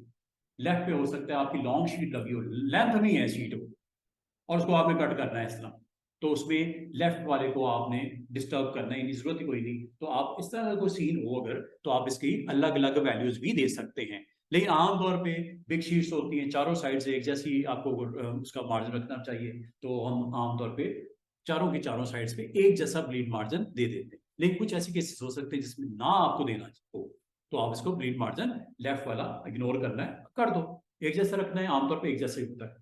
चलिए हम अज्यूम करते हैं कि बिग शीट्स के ऊपर कटिंग आपको चारों साइड से इक्वली केयर करनी है, तो 0.1 to 5 कर देते हैं। तो इस लिंक को ऑन कर दिया करो, लिंक को, ये ऑफ है, इसको ऑन कर दिया करो। ऑन करने से फायदा ये होता है किसी एक को भी मैं अगर इसमें वैल्यू चेंज करूंगा, तीनों की ऑटोमेटिकली सेम हो जाएगी, सीधी सी बात है। चले 0.1 to 5 कर देते हैं। अच्छा, अब ये चूंकि बिजनेस कार्ड है, प्रिंट निकलना है, प्रिंटर के पास जाना है, तो प्रिंटर की हार्डवेयर की रिक्वायरमेंट होती है कार्ट्रिज की, CMY की। RGB is for screen digital media, और CMYK is for print media. तो C सियान, मजेंटा, येलो, और कलर के, की कलर जो मेन कलर होता है, कंट्रीब्यूट करता है, अब प्रेजेंस इसकी लाजमी होती है, ब्लैक। की colour is always black, K for black, ठीक है, CMYK। और भी है इसमें ऑप्शन जो कि RGB है। RGB तब जब आपने कोई यूट्यूब का थंबनेल बनाना है, जब आपने फेसबुक का कोई ऐड बनाना है, जब आपने वेबसाइट का कोई लेआउट बनाना है, then go with RGB, go with RGB, CMYK नहीं करना। बाद अगर पता स्टूडेंट्स क्या करते हैं, RGB करके डिजाइन क्रिएट कर देते हैं, प्रिंट भेज देते हैं, प्रिंट कुछ और होता है, स्क्रीन पे कुछ और नजर आ रहा होता है। वजह क्या होती है, ये RGB स्क्रीन के लिए जरूर वो कलर्स की प्रेजेंस नजर आ रही है, CMYK करके फिर बनाओ, फिर वही चीज नजर आएगी जो प्रिंट में आ रही है, वरना मिसमैच नजर आएगा। RGB आपने स्क्रीन के ऊपर, स्क्रीन पे कुछ नजर आ रहा है, प्रिंटर पे कुछ नजर आ रहा है। वजह क्या है कि प्रिंटर सपोर्ट करता है CMYK की प्रेजेंस, CMYK आपने ऑन करना है अगर प्रिंट निकालना है, ठीक है। तो बाल का तो इसी कंफ्यूजन में ग्राफिक डिजाइनर रहता है कि सर वो स्क्रीन पे तो कुछ नजर आ रहा है, जब प्रिंट कलर प्रिंटर पे निकालता हूँ क्लाइंट को दिखाने के लिए, वो कलर उसके साथ मैच ही नहीं कर रहे। वो इसलिए नहीं कर रहे, स्क्रीन पे RGB है और वो आपने प्रिंट ही दे दिया, तो प्रिंट के ऊपर लाजिम है, तो उसकी बेसिक रिक्वायरमेंट क्या, CMYK। तो CMYK जब भी अभी प्रिंट निकालते हैं आमतौर पर, जब क्रिएट करते हैं अपना उस टास्क को, जॉब को कंप्लीट करते हो विद CMYK, तो हमें चूंकि प्रिंट या प्रेस में भेजना है तो इसको CMYK कर दो। और अच्छी रेजोल्यूशन, ये 300 डिमांड है प्रिंटर की, हार्डवेयर की डिमांड है 300। PPI का मतलब एक स्क्वायर पर इंच के अंदर, एक स्क्वायर पर इंच के अंदर डॉट्स कितने लगेंगे। जितनी अच्छी आपकी रेजोल्यूशन होगी उतनी अच्छी उसकी लुक आपको प्रिंटर के ऊपर, जो पेन जो आपका हिट करेगा पेपर के ऊपर, उतनी अच्छी वैल्यूज के साथ आपको उसकी प्रेजेंस नजर आएगी। स्क्रीन के लिए 72 रखते हैं, और प्रिंट के लिए 300 रखते हैं, ये आप देख भी सकते हो। और यहाँ पे आपको नजर आ भी रही है, देखो जब मैं क्लिक करता हूँ ना, high for print and screen के लिए देखो बिल्कुल लास्ट वाली ऑप्शन नजर भी आ रही होगी, मीडियम 150। और ये यहाँ पे स्पेशली इसने एक वर्ड लिखा हुआ है स्क्रीन। स्क्रीन के लिए अगर आप अपने प्रोडक्ट रेडी कर रहे हो डिजिटल मीडिया के लिए तो 72 ppi इज ओके, लेकिन प्रिंटिंग के लिए हाई 300 ppi। अगर आपने 700 पे प्रिंट भेज दिया डिस्टॉर्शन नजर आएगी, प्रिंटिंग क्लैरिटी अच्छी प्रिंटिंग आएगी। अच्छी प्रिंटिंग चाहिए तो आपने, सादा जुबान में समझा रहा हूँ, अच्छी प्रिंटिंग चाहिए तो 300 रखना उस स्क्रीन के लिए। वो कोई मसला नहीं, अच्छा इसको किसी टाइम पे चेंज भी कर सकते हैं, कोई कोई वरी नहीं करना कि सर आपने तो 72 मैंने रख दी, मैंने सब कुछ बना भी दिया, अब क्या करूं। यहाँ पे आपने 72 रख दिया, बाद में आपको ख्याल आया ये तो मैंने प्रिंट करना है, प्रिंटिंग अच्छी नहीं आएगी, फिर प्रेस से कॉल आ जाएगी कि ये आपने रेजोल्यूशन क्या क्या रखी, ये प्रिंटिंग सही नहीं आ रही। तो आपने जब चेक किया वो 72 थी। कोई मसला नहीं, बनाने के बाद भी इसको 300 कर सकते हैं, टेंशन वाली बात नहीं। हमारे से एक दफा गलती हुई स्टार्टिंग डेज में ना, ये 2006 की बात है, मैंने प्रेस में भेज दी और रेजोल्यूशन इमेजेस की किसी की 200 थी, किसी की 150 थी। तो मुझे जिन रेजोल्यूशन को मैंने लो के ऊपर उसको सेट किया था, इमेजेस को सेट किया था, अपनी एड्स के अंदर पब्लिश करवा दिया। प्रेस से फोन आया, सर फलां पेज पे जाएं, इसकी रेजोल्यूशन चेक करें। जब मैंने रेजोल्यूशन चेक की, उसकी किसी की 200 थी, किसी 150 थी, वो उन्होंने मुझे कॉल करके सर सबकी 300 करके भेजी। सिर्फ उन पेजेस की जहां प्रॉब्लम थी उनकी रेजोल्यूशन सब 300 करके भेजें, तो प्रिंटिंग में ये क्लैरिटी नहीं आ रही। जब आपका व्यूअर देखेगा, रीडर देखेगा तो अच्छा इंप्रेशन नहीं जाता बुक पब्लिश जब होती है, मार्केट में आती है। तो मुझे फौरन से पहले उन पेजेस पे जाके वैल्यूज इंस्टेड ऑफ 150, मैंने 150 इसलिए कर दी, मैंने कहा फाइल का साइज जरा छोटा हो जाएगा। कोई 500 पेजेस का वो मैगजीन था, 500 पेजेस का, मैंने 150 के ऊपर, गलती हो गई बाय मिस्टेक, मेरी टीम मेंबर ने 150 कर दिया। जब मैंने उस पेजेस पे जाके देखा उसकी रेजोल्यूशन 150 थी, तो 300। ये असल में नीड होती है प्रेस की, प्रिंटर की 300, तो आपको करना पड़ता है। तो ये हमें यहाँ पे 300 कर दिया। और ये देखो ये बेसिक सेटिंग की है। और अच्छा एक चीज और इंपॉर्टेंट जो मैंने नहीं डिस्कस की, ये क्या है, आर्टबोर्ड कितने हैं, कितने बनाने हैं आर्टबोर्ड, 2 क्यों, एक फ्रंट कार्ड का, एक बैक कार्ड का, एक फ्रंट क्लाइंट का, एक बैक। तो मैं एक ही साइज के फिर दो, कम से कम दो। अगर वो कहते हैं सर मैं भी हूँ साथ में, मेरा वाइस प्रिंसिपल भी है, तो फिर कितने, दो नहीं 4, ठीक है ना, दो एक के, दो एक के। यहां से आप साइज नंबर ऑफ आर्टबोर्ड बता सकते, 4 कर लेते चले, क्रिएट। तो बेसिक रिक्वायरमेंट क्या होती है स्टूडेंट्स, आर्टबोर्ड का साइज, विड्थ और height, orientation, bleed margin, colour mod, number of artboards, ये बेसिक नीड है, और रेजोल्यूशन। ये 5-6 चीजें सेट करनी है आर्टबोर्ड की, ये आर्टबोर्ड आ गए। और आर्टबोर्ड के साथ ब्लीड मार्जिन भी वाजे नजर आ रहा है रेड कलर का, ये देखिए रेड लाइंस, ये ब्लीड मार्जिन है 0.125, 0.125, 0.125, 0.125, 0.125, चारों साइड से इक्वल था ना, ये ब्लीड मार्जिन है। और अगर आपको नहीं चाहिए था इसको ऑफ कर दो जाके, टेंशन ही कोई नहीं। लेकिन अगर रखोगे तो ये एक सेफ एरिया होता है जहां पे कटिंग के लिए आपका एक लाइन लगा दी जाती है कि रेड लाइन है, इसको क्रॉस नहीं करना। और रेड लाइन को जब क्रॉस करते हैं आपको पता है क्या होता है फिर, क्यों जी अनस साहब, रेड लाइन को क्रॉस करते हैं फिर क्या होता है, बड़ा तमाशा होता है, हैं बड़े मसले होते हैं रेड लाइन को क्रॉस करने के बाद। तो वो फिर मसले, उससे बचने के लिए क्या करो, रेड लाइन क्रॉस नहीं करनी चाहिए। तो आमतौर पे कटिंग जो होगी वो विद इन दैट आपके जो रेड लाइन के अंदर आपने करना है। लेकिन आप अच्छा एक और चीज, अब इसकी ये अब आपके पास एक ग्राउंड बता दी कि जिसके ऊपर आपने अपना कंटेंट रखना है, लोगो लगाना है, कंपनी का टाइटल देना है, ऑनर की जॉब क्या है, उसका नाम क्या है, उसके कॉन्टेक्ट नंबर्स क्या क्या रखने हैं बॉटम पे, उसका ईमेल एड्रेस क्या करना है, उसका जो है वो वेबसाइट का एड्रेस क्या है, उसका फिजिकल जो एड्रेस वो क्या है, वो 3-4 चीजें आपने बॉटम के ऊपर एक स्ट्रिप लगानी है, टॉप के ऊपर उसका कंपनी का लोगो लगाना है, उसका बिग नेम में उसका कंपनी का टाइटल देना है, उस टाइटल के अंडर आपने उस पर्सन का नाम देना है विद इट्स डेजिग्नेशन, और जो उस कंपनी का बिजनेस है उसकी कोई टैग लाइन देनी है तो टैग लाइन भी आप दे सकते हो, ये सारी चीजें, ठीक है। और अच्छा सा एक डिजाइन भी बनाना है, ये तो कंटेंट है ना इसका, लोगो, बॉटम पे स्ट्रिप्स जिसमें आमतौर पे कॉन्टेक्ट्स होते हैं, आमतौर पे बॉटम स्ट्रिप पे सेंटर में भी कर सकते हो, कोई टेंशन नहीं। तो और उसकी बैक साइड पे क्या होता है, आमतौर पे कंपनी का बिग लोगो लगा दिया जाता है, डिपेंड करता है कि यहाँ उसका मैप दे दिया जाता है, उसका लोकेशन जहां पे उसका ऑफिस है उसका बैक साइड पे उसका मैप दे दिया जाता है कि उसका वहां तक पहुंचना कैसे है। तो कुछ भी हो सकता है। तो आपने इसको डिजाइन करना है, ये आपके पास 4 आर्ट बोर्ड्स आ गए। अब ये 4 आर्ट बोर्ड्स आने के बाद अगला काम स्टूडेंट्स आप लोगों ने क्या करना है, इसको जरा समझना है। अब मैंने आपको इसके इंटरफेस के बारे में बताने लगा, ये पूरे का पूरा आपका इलिस्ट्रेटर सामने है, इसके अंदर सारी चीजें पड़ी हुई हैं, क्या क्या किसका क्या नाम दिया जाता है बताने लगा। टॉप के ऊपर ये मेन्यू होता है, ये हर एप्लीकेशन में होता है, चाहे कॉरल हो, चाहे फोटोशॉप हो, चाहे इलिस्ट्रेटर हो, मेन्यू के अंदर ये ऑप्शन जरूर होंगी। और ये वो ऑप्शंस हैं जो ऑलमोस्ट हर सॉफ्टवेयर में होती हैं। शुरू की ऑप्शन देखो, new, open, close, close all, save, save as, और ये प्रिंट। सामने कीज नजर आ रही है, control P for print, control S for save, control N for new, control O for open. ये ऐसी कॉमन कीज हैं जो याद हो जाती हैं हर स्टूडेंट को। क्यों? फोटोशॉप में भी यही है, वर्ड में भी यही है, एक्सेल में यही है, जिस मर्जी किसी बच्चे ने कोई भी सॉफ्टवेयर सीखा हो ये ऑप्शन शॉर्टकट कीज ऐसी होती है, इसलिए याद हो जाती है।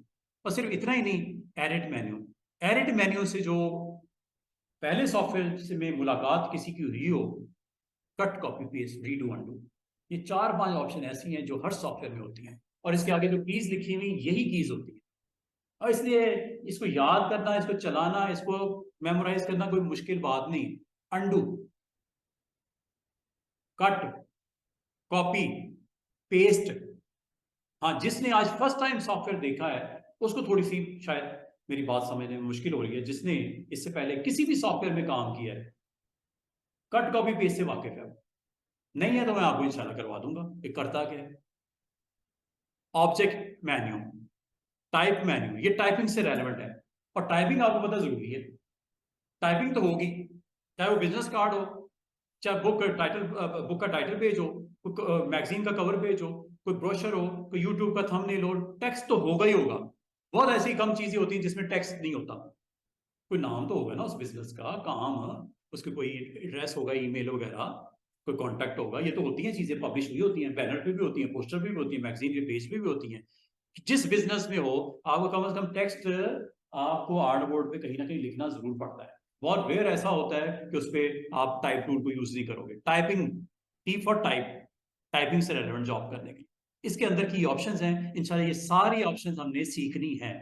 सिलेक्शन से रेलेवेंट है, बहुत आसान सा, बहुत सबसे आसान मेन्यू ये है, इंशाल्लाह आपको बताऊंगा। कुछ इंपॉर्टेंट इफेक्ट्स हैं, ये सारे इफेक्ट्स के नाम हैं, ये सारे हमने सीखने हैं। इफेक्ट क्या करता है? और खूबसूरती पैदा करता है, आपकी प्रेजेंटेशन अच्छी करता है, उस प्रोडक्ट की वैल्यूज को हाई करता है, इफेक्ट्स डालता है, जिसमें काफी सारे इफेक्ट्स आपको नजर आ रहे होंगे। 3D इफेक्ट है, क्रॉप है, पाथ है, ब्लर है, स्केच है, स्टाइलाइज है, टेक्सचर है, काफी सारे इफेक्ट्स। इंशाल्लाह इसको सबको हमने सीखना है। फिर मेन्यू व्यू, आज मैं आपको व्यू मेन्यू की 2-3 चीजें बताने लगा। विड्थ कितनी है इसकी? 3.5/2 हर कार्ड की। रूलर, क्या रूलर आपको दिख रहा है ऊपर या उधर लेफ्ट पे या ऊपर टॉप पे? रूलर दिख रहा है? नहीं दिख रहा। जो चीज नहीं दिख रही, व्यू, व्यू करना है, व्यू करना है तो व्यू मेन्यू। और व्यू में क्या करना है? व्यू क्या शॉर्टकट की है सामने? Control R।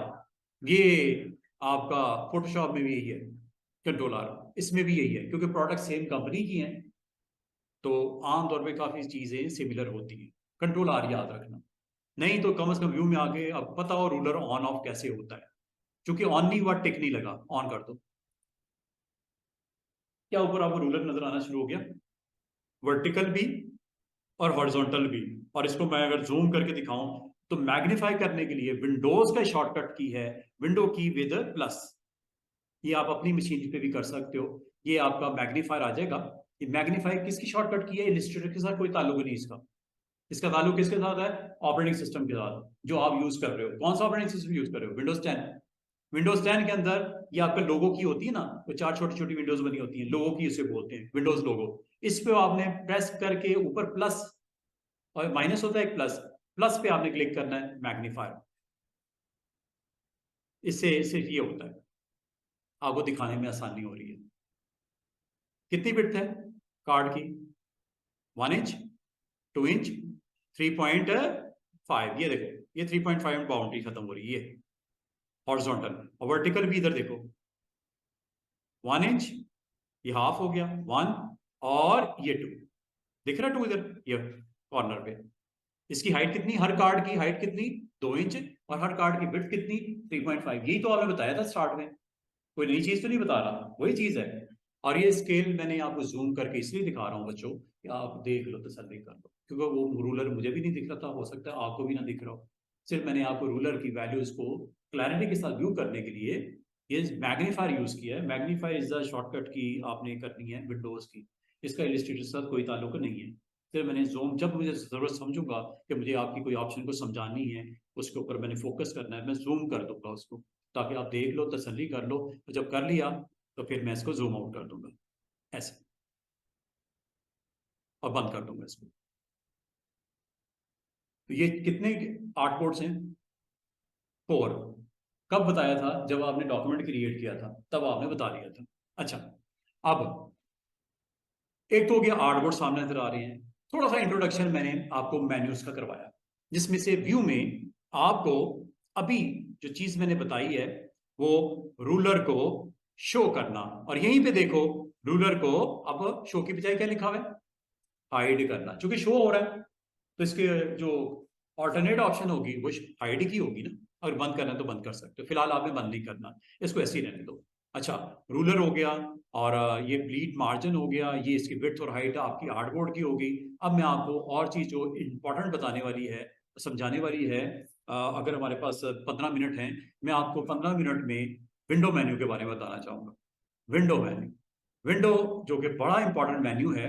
और विंडो मेन्यू में आप अगर देखो तो इसमें ऊपर वाली ऑप्शन बहुत ही काम की ऑप्शन है, जो मैं आपको बताने लगा हूं। ये देखिएगा, ये आपका साइड के ऊपर काफी सारी आपके पास टूल्स नजर आ रहे हैं। ये वो स्टूडेंट्स टूल हैं जिसका मैंने जिक्र किया था। ये टूल्स को आपने सीख, जब तक ये टूल नहीं आते होंगे, इसकी एक एक टूल का यूज नहीं आता होगा, आपको क्रिएट करने में, कोई चीज बनाने में मुश्किल होगी। एज ए ग्राफिक डिजाइनर आपको एक एक टूल की ऑप्शन, ये जितनी भी टूल्स हैं नजर आने, जो नजर आ रहे हैं और जो नजर नहीं भी आ रहे हैं, मैं बताता हूँ।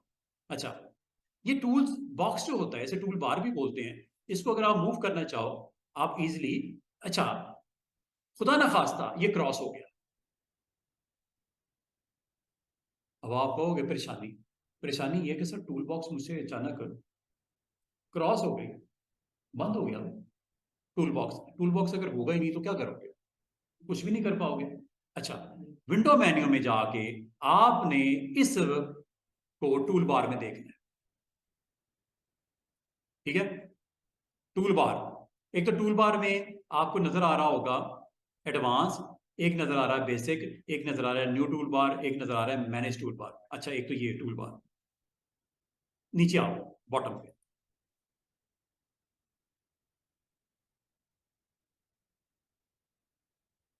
ये आपको काफी सारी ऑप्शन दिख रही होंगी।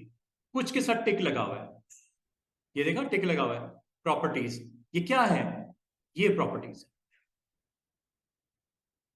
ये दिख रहा है प्रॉपर्टीज, ये टिक लगी हुई नजर आ रही है, इस वजह से दिख रहा है। अगर मैं इसको क्लिक कर दूंगा ऑफ हो जाएगी, ये देखो यहां से वो पूरा पैनल ही गायब हो गया।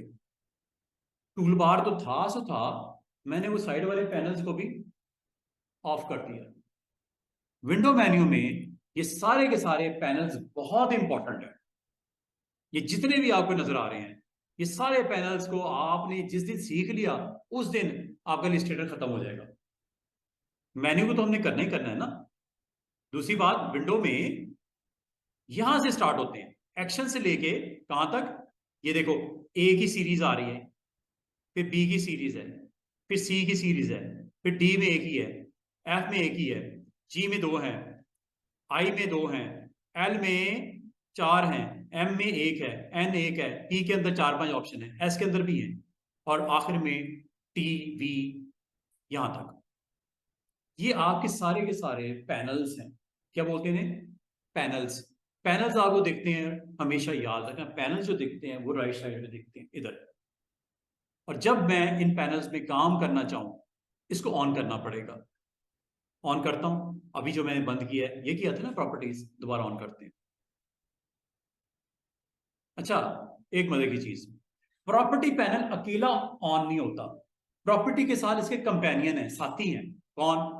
लेयर्स और लाइब्रेरीज। अच्छा, मजे की बात सुनो, लेयर्स और लाइब्रेरीज भी इसी में मौजूद थे। चेक करो, ये लाइब्रेरीज और ये लेयर्स, देख रहे हो? ऑफ कर देता हूं। जब मैं लाइब्रेरीज को ऑफ करता हूं तब भी, जब मैं प्रॉपर्टीज को ऑफ करता हूं तब भी, वो तीनों गायब होते इकट्ठे, इनका आपस में कनेक्शन है। अच्छा, विंडो में जाते हैं। कौन कौन से पैनल थे? लेयर्स, लाइब्रेरीज और प्रॉपर्टीज, ये तीन। ये कहां से ऑन ऑफ होते हैं? दोबारा से देखिए, विंडो मेन्यू में ये लेयर्स, देख रहे हो? जब मैं इन तीनों में से किसी एक पे भी क्लिक करता हूं, तीनों इकट्ठे ऑन होते हैं। इनका आपस में ग्रुप है, एका है, इकट्ठे आएंगे इकट्ठे जाएंगे। ठीक है, मैं आपको, सारी इंपॉर्टेंट है, प्रॉपर्टी बहुत इंपॉर्टेंट, लेयर तो सबसे इंपॉर्टेंट। जिस बच्चे ने लेयर्स फोटोशॉप में की हैं, स्टूडेंट ने जिसने लेयर्स फोटोशॉप में की हैं और लेयर्स कोरल में की हैं, उनके लिए आसान होने वाला काम। जिन्होंने नहीं की है उनके लिए भी आसान हो जाएगा इंशाल्लाह। ये आपने तीन पैनल्स आपके इकट्ठे आएंगे इकट्ठे जाएंगे। लेकिन अगर आप में से कोई चाहे इस पैनल को अलग करना, क्लिक करके ड्रैग करके बाहर निकाल दो। क्या? क्लिक करके ड्रैग करके बाहर निकाल दो। पैनल जरूर इकट्ठे हैं, लेकिन ये इलस्ट्रेटर कहता है इकट्ठे रखना है। आप एज ए ग्राफिक डिजाइनर अगर इनको अलग अलग करना चाहो और कहीं पे भी प्लेस करना चाहो स्क्रीन के ऊपर, कर सकते हो। बाय डिफॉल्ट कहाँ होते हैं? राइट साइड पे, लेकिन मैं तो वो ले गया उधर। ठीक है, वो मेरी मर्जी है, मैं कंफर्टेबल हूँ उसको, पैनल को वहां रख के ऑपरेट करने में मुझे आसानी हो रही है, वहां रख लिया। अब इसमें है क्या, बड़ी मजे की चीजें हैं, जब वो मैं करवाऊंगा आपको। इसी तरह लेयर्स और ये लाइब्रेरीज। अच्छा, एक चीज और याद रखना, आप इसको कर देते हो क्रॉस, इसको भी कर देते हो क्रॉस, सिर्फ इस वक्त पैनल कौन सा रह गया? लाइब्रेरीज। विंडो मेन्यू में जाते हैं। अच्छा, एक चीज और, जब इस तरह की गड़बड़ हो जाए स्टूडेंट्स, गड़बड़ का मतलब आपने ऐसा काम किया जो इलिस्ट्रेटर को पसंद नहीं है। इलिस्ट्रेटर कहता है यार, मैंने जो एक आपको एक बना के दिया था, एक पूरा इंटरफेस, आपने उसकी वायलेशन की है। तो आपको क्या, अच्छा हो गई गलती, अब क्या करें? वो कहता है इसको वैसे ही रखो जैसे मैं कहता तो आपको, इसको रीसेट कर दो। इसको क्या कर दो? रीसेट कर दो। रीसेट कैसे होता है? इसको बोलते हैं वर्क स्पेस। कि जो आप एनवायरनमेंट अपना क्रिएट कर रहे हो ना, जिसमें पैनल आप अपनी मर्जी से ऑन ऑफ कर रहे हो, प्लेसमेंट कर रहे हो, मूव कर रहे हो, इसको बोलते हैं वर्क स्पेस। क्या बोलते हैं? Work space. वर्क स्पेस ऐसा एनवायरनमेंट जिसमें आप वर्क करने के लिए अपना एनवायरनमेंट सेट करते हो एज ए ग्राफिक डिजाइनर, जो कि आपने एक जॉब परफॉर्म करनी होती है। आपने ब्रोशर बनाने, कवर पेज बनाने, फ्लायर बनाने, वो आपकी काफी टाइम टेकिंग जॉब होती है। तो आप अपना एनवायरनमेंट सेट करते हो as a graphic designer. Environment का मतलब जो चीज जहां रखना चाहो, मेरी मर्जी। अगर आप अपनी मर्जी करना चाहो, अपनी मर्जी भी कर सकते हो, लेकिन इलस्ट्रेटर आपको ये कहता है अगर आप कभी इस हालात में आ जाए हो कि सारी गड़बड़ हो गई और आपका माहौल संभाला नहीं जा रहा, इसका एनवायरनमेंट वही कर दो जो मैं आपको दे रहा था स्टार्ट में। उसको लाने के तरीका क्या है वो देखो। विंडो मेन्यू में जाओ, और विंडो मेन्यू में एक नाम ऊपर टॉप पे नजर आ रहा होगा, वर्क स्पेस। ये वर्क स्पेस एसेंशियल का मतलब है कम से कम जो जरूरत होती है। ग्राफिक डिजाइनर को एसेंशियल्स, जरूरी चीजें, एनवायरमेंट। एसेंशियल्स में इसको क्या कर देना है आपने, देखो जो इसकी सेटिंग थी वो आपने गड़बड़ की है, आप मुजरिम हो इसके, इसको यार ठीक करो। अगर आप भूल जाते हो पता नहीं सर कौन सी चीज कहाँ रखी, तो मुझे क्या पता, मुझे क्या पता कौन सी चीज कहाँ रखी थी। इसको क्या कर दिया करो, सबसे पहले आप आते ही इसको रीसेट कर दिया करो, ताकि आप कंफर्टेबल हो जाओ। ये आपको उसी स्टेट पे ले आएगा जिस स्टेट पे फ्रेश इंस्टॉलेशन ऑफ इलिस्ट्रेटर होता है, फ्रेश इंस्टॉलेशन ऑफ इलिस्ट्रेटर होता है। रीसेट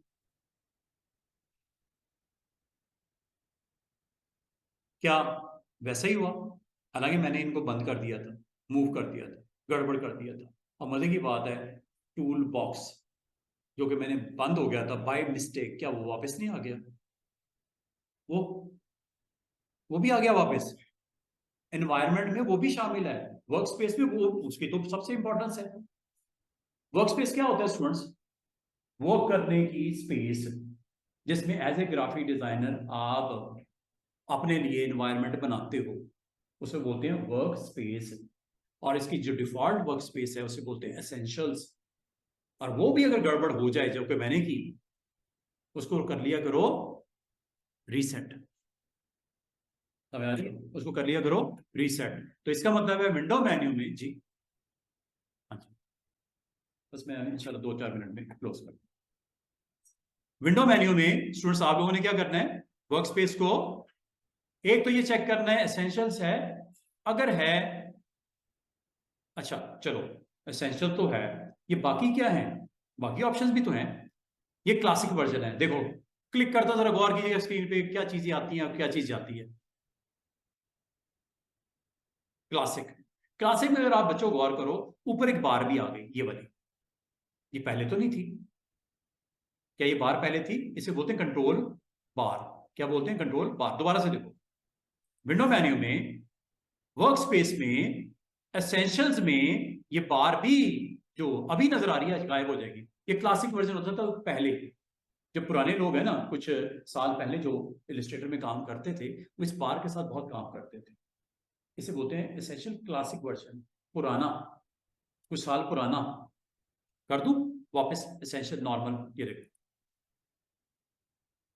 अच्छा गौर कीजिएगा, एक तो ये तीन चीजें तो एसेंशियल में थी, टूल बार भी एसेंशियल में था, ये वाला, ये वाला। अच्छा अगर आपको पूरा टूल बार ना दिख रहा हो ना, ये डबल आइकन है ना छोटा सा एरोस, इस पे क्लिक कर दिया, अब आपको पूरा दिखेगा। ये देखो, सिंगल कॉलम करना है या डबल कॉलम करना है, डबल कॉलम कर दिया, उसमें आपको तसल्ली से आराम से पूरी बार विजिबल अच्छी आपको दिखती है। अब देखो सिंगल सिंगल कॉलम में नहीं दिखती है, देखो ऊपर वाली जो नजर आ रही है ऑप्शन, नीचे वाली नजर आ रही है सही क्लैरिटी के साथ, नो, वो देखो नीचे, वो नीचे वाली बार आपको प्रॉपर नहीं दिख रही, बड़ी दिक्कत हो रही है। तो इसको क्या करिया करो, हमेशा टू कॉलम में टूल बॉक्स को कर दिया करो ऐसे, ठीक है। अच्छा ये तो मैंने साइड पे रखा है।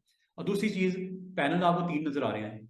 अब मैं क्लासिक पे मैं जरा क्लिक करने लगा, मुझे आपने बताना है कि क्या चीजें इजाफी नजर आती है। ये देखो,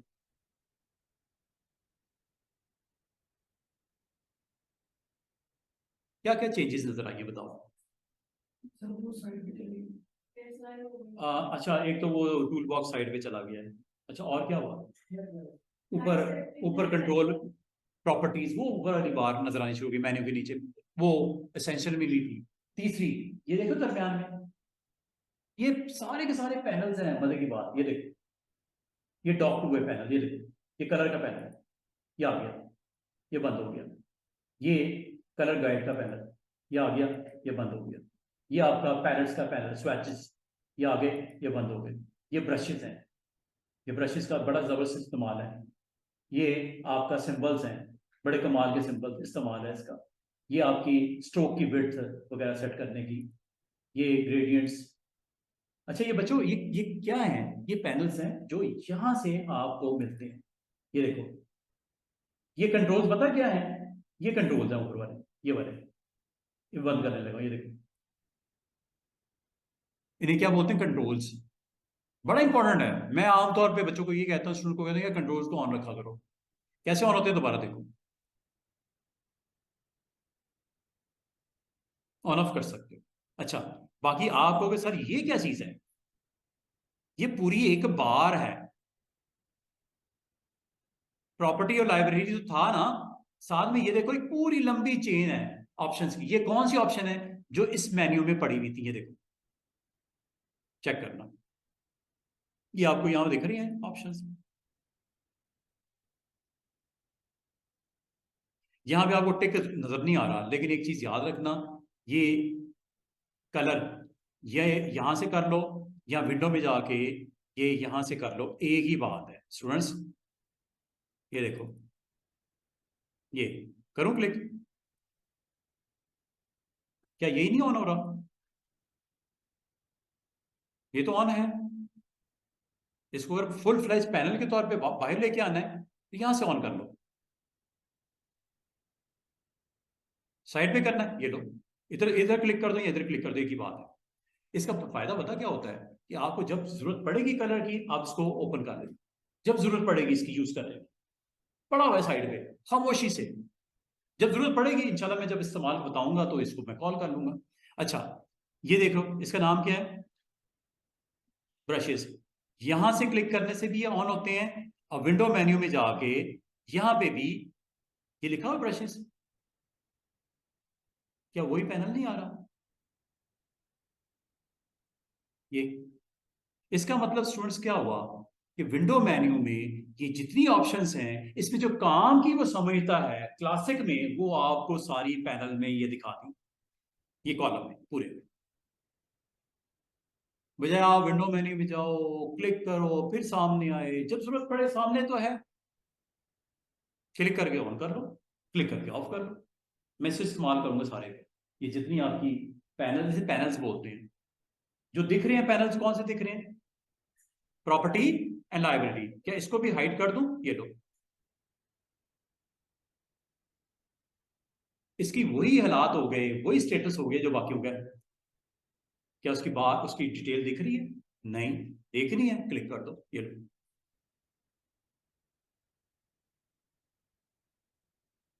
अच्छा, इसका फायदा क्या है, शॉर्ट करने का फायदा क्या है? स्क्रीन पे जगह कम लेता है। अगर ये सारी चीजें ऑन कर दो तो ये जगह ले लेगा, तो आपके आर्टबोर्ड पे काम करना है, आप इजी फील नहीं करोगे। जब जरूरत पड़ेगी इनमें से किसी चीज की, उस आर्टबोर्ड के ऊपर इस्तेमाल करने की, क्लिक करोगे, इस्तेमाल करके उसको साइड पे करो।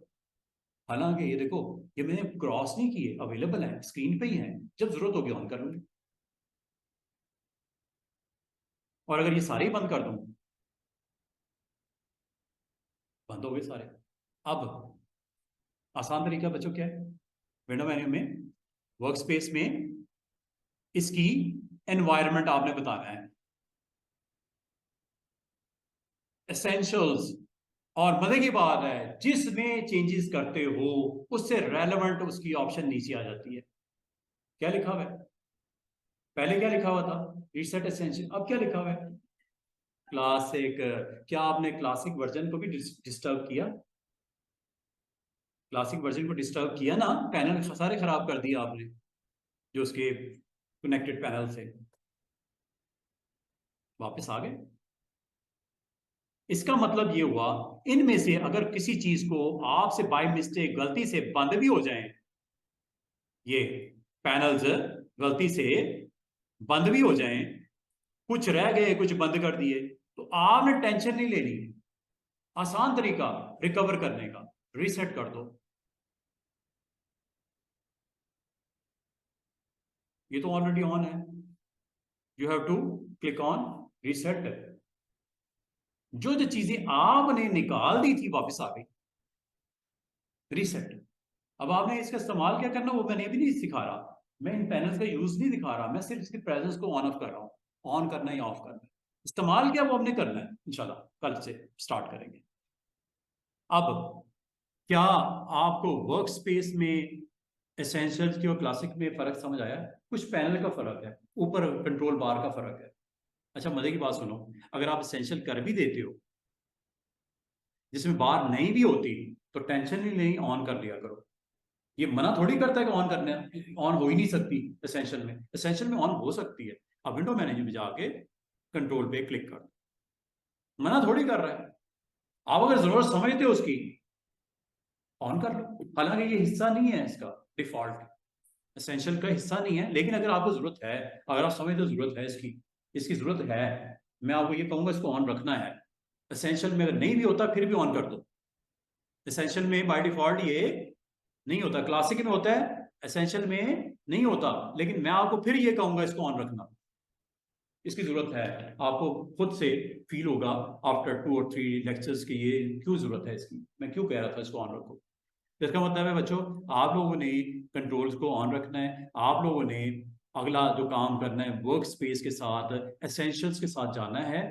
और इसको अगर कोई गड़बड़ हो भी जाए, गलती हो भी जाए, रिकवरी हो सकती है किसी वक्त भी रीसेट करने से। और अगली चीज आपको सर ये तो आपने बता दिए, बाकी क्या चीजें हैं? बाकी भी वर्क स्पेसिस हैं, डिफरेंट पैनल्स का मजमुआ है, अकॉर्डिंग टू नेम उसने पैनल्स को सेट करके अरेंज करके रख दिया। जैसे लेआउट, इसमें देखो पैनल्स थोड़े से और वैल्यूज के साथ आ गए। लेआउट, इसमें ज्यादातर आपको टाइपिंग से रेलेवेंट चीजें आ रही हैं। लेआउट, टाइपिंग करने, कोई ऐसा पेज बनाने जिसमें टाइपिंग करनी है, तो देख रहे हो ये टाइपिंग से रेलेवेंट, ये फॉन्ट शॉन्ट सेट करना, साइज वाइज, ये वो टाइपिंग से रेलेवेंट, ये पैराग्राफ से रेलेवेंट, अलाइनमेंट वगैरह। लेआउट, लेआउट आपने कब ऑन करना होता है स्टूडेंट्स? जब आपको कोई ऐसा पेज बनाना है जिसमें टेक्स्ट की प्रेजेंस बहुत ज्यादा है, उस पर वर्किंग करनी है, तो लेआउट की वर्क स्पेस ऑन कर लिया करो। लेकिन इसका मतलब कतन ये नहीं कि आप प्रॉपर्टी वाला पैनल नहीं यूज कर सकते, आप लेयर वाला पैनल नहीं यूज कर सकते। अगर इसमें नहीं भी है, अगर वो पैनल इसमें नहीं भी है, उसे ऑन कर लो। आप कहते हो सर इसमें मुझे लेयर्स की जरूरत है, वो है नहीं, तो मैं को ऑन कर लो, ये लो, ये ऑन कर लो, मना थोड़ी करता है, अब जब मर्जी हो ऑन कर लो। ये लेयर वाला पैनल आ गया, ये देखो। अगर उसमें नहीं भी है उसकी कलेक्शन में, वर्क स्पेस में, आप उसको इंडिविजुअली भी अपनी जरूरत के मुताबिक ऑन कर सकते हो। तो वर्क स्पेसिस असल में बच्चों है क्या? वर्क स्पेसिस आपके डिफरेंट कलेक्शन ऑफ पैनल्स हैं जो उसने according to the suitability of your task वो अरेंज करके रखे हुए हैं। जब जिसकी जरूरत पड़े, मैं आपको अभी कंफ्यूज नहीं करूंगा, आप इसमें सिर्फ और सिर्फ एसेंशियल्स में काम करो, किसी और में आपने अभी जाने की जरूरत नहीं है। जब किसी चीज की जरूरत होगी तो वैसे भी हम ऑन कर लेंगे, तो क्या जरूरत है कभी इधर जाते हो कभी इधर जाते हो। आपने सिर्फ और सिर्फ अपने आप को कनेक्ट रखना है वर्क स्पेस जिसका नाम है एसेंशियल्स, बस इसी में काम करो। बाकी हैं, अगर आप पेंटिंग करना चाह रहे हो, ड्राइंग वगैरह बनाना चाह रहे हो, पेंटिंग का भी वर्क स्पेस है, ये देखो। ये कलर से ड्राइंग से रेलेवेंट आके टूल्स आ गए, ये देख रहे हो सारे। ये ड्राइंग से और पेंट से रेलेवेंट है, क्योंकि work space for your painting work, painting job perform करने के लिए work space is the very very good one. अच्छी कलेक्शन है पैनल्स की, जो आपकी इस जॉब परफॉर्म करने के लिए पेंटिंग से रेलेवेंट, ये पैनल आपको सारे काम आने वाले हैं। तो वर्क स्पेस अपनी नीड के मुताबिक आप लोगों ने कौन कौन सी workspace, essentials, most powerful, painting, painting and proofing, tracing, typographic, web, ये देखो। ये आपने वेबसाइट का लेआउट शेआउट बनाने हो तो उसके लिए ये जबरदस्त है वेब का। तो मैं आपको अभी अभी मैं आपको इसको सिंपलिसिटी मैं इसको सेट करने के लिए आपको सिर्फ ये बता रहा हूँ कि आपने वर्क स्पेस जिसमें काम करना है वो एसेंशियल्स है, इसी में रहो। और अगर इसमें कोई गड़बड़ हो जाए उसको रीसेट कर दिया करो। अभी आज की डेट के लिए इतना ही रखो, इसको रीसेट कर दिया करो। अगर कोई गड़बड़ हो जाए, गड़बड़ क्या होगी, टूल बार आपकी इधर उधर होगी, पैनल कुछ निकाल के साइड वे कर दिए, मूवमेंट कर दिया, खत्म कर दिया, क्रॉस कर दिए, ये गड़बड़ी है ना, उनको आप रीसेट कर लिया करो। और अगर ये मैडम जा रही हैं, क्या नाम है आपका?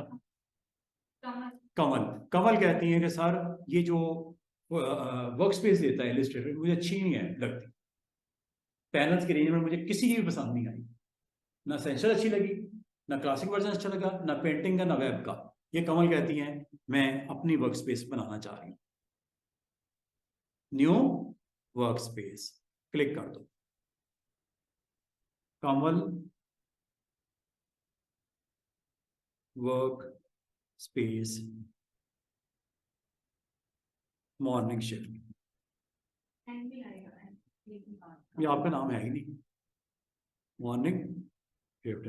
लोग तो लड़ पड़ते हैं, सर ये क्या, नाम तो सही लिखे मेरा, आपका नाम ही नहीं है। ठीक है, लो जी, ये मैंने एक वर्क स्पेस किस नाम से बना दी, कोई है जी कंवल साहब, उनके नाम से। अच्छा, गौर कीजिएगा, इस वक्त टॉप पे नजर आ रहा है नाम। अब आप जो भी करना चाह रहे हो इनमें से, आपको ये नहीं चाहिए, आपको क्या चाहिए, आपको अलाइनमेंट वाला चाहिए, आपको ये आ गया अलाइनमेंट वाला, ये अलाइनमेंट वाला आपने रख दिया इधर। आपको और क्या चाहिए जनाब, आपको ब्रशेस चाहिए, लो जी ब्रशेस भी आ गए, साइड में रख, ये कहाँ रख दूं, इधर रख दूं इनके साथ, ये लो, आप अपनी मर्जी से अरेंजमेंट कर लो जो करनी है। आपको और क्या चाहिए, आप विंडो मेन्यू में गए, आपको सर ये ग्रेडियंट्स चाहिए, ये ग्रेडियंट्स ऑन हो गए, कहाँ रख दूं, इधर ही रहने दो, ये लो। ये पैनल इन्होंने अपनी तरतीब खुद लगाई है और बंद करके चली गई ये डॉक्यूमेंट। अगले दिन आई, इलिस्ट्रेटर ओपन किया, कौन सी वर्क स्पेस नजर आएगी जो क्लोजिंग टाइम थी, और कौन सी थी कमल वर्क स्पेस मॉर्निंग शिफ्ट। अब ये इन्होंने क्यों सेट किए हैं, ये इत्तेफाक नहीं करती वगैरह, इनमें से कोई भी वर्क स्पेस मेरी रिक्वायरमेंट को फुलफिल नहीं कर रहा, मुझे जो चाहिए होती है, ये पैनल चाहिए होता है, ये चाहिए होता है, इन्होंने वो बना के रख लिया अपना एनवायरमेंट। अब ये देखो, जैसे डॉक्यूमेंट एक दोबारा से मैं क्रिएट करता हूँ जल्दी जल्दी से और क्लोज करता हूँ फिर इंशाल्लाह। ये अब आप वर्क स्पेस एनवायरमेंट चेक करो, ना तो एसेंशियल्स है, ना ये क्लासिक वर्जन है, ना ये पेंटिंग है, ना ये वेब है, ये क्या है, ये विंडो मेन्यू में जब हम वर्क स्पेस में गए तो ये कमल वर्क स्पेस मॉर्निंग शिफ्ट की हमारी एक ग्राफिक डिजाइनर उन्होंने अपना एनवायरनमेंट बना के रखा हुआ है।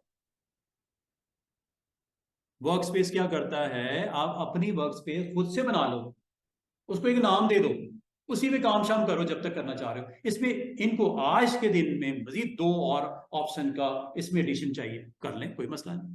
जो चीज इसमें ऐड करेंगे वो फ्यूचर के लिए इसी वर्क स्पेस साथ कनेक्ट हो जाएगी, जब तक ये निकालेंगी नहीं वहीं पड़ी रहेगी। निकाल सकती है, मर्जी है इनकी, आज इनको चाहिए एक और ऐड कर लें, ये लो।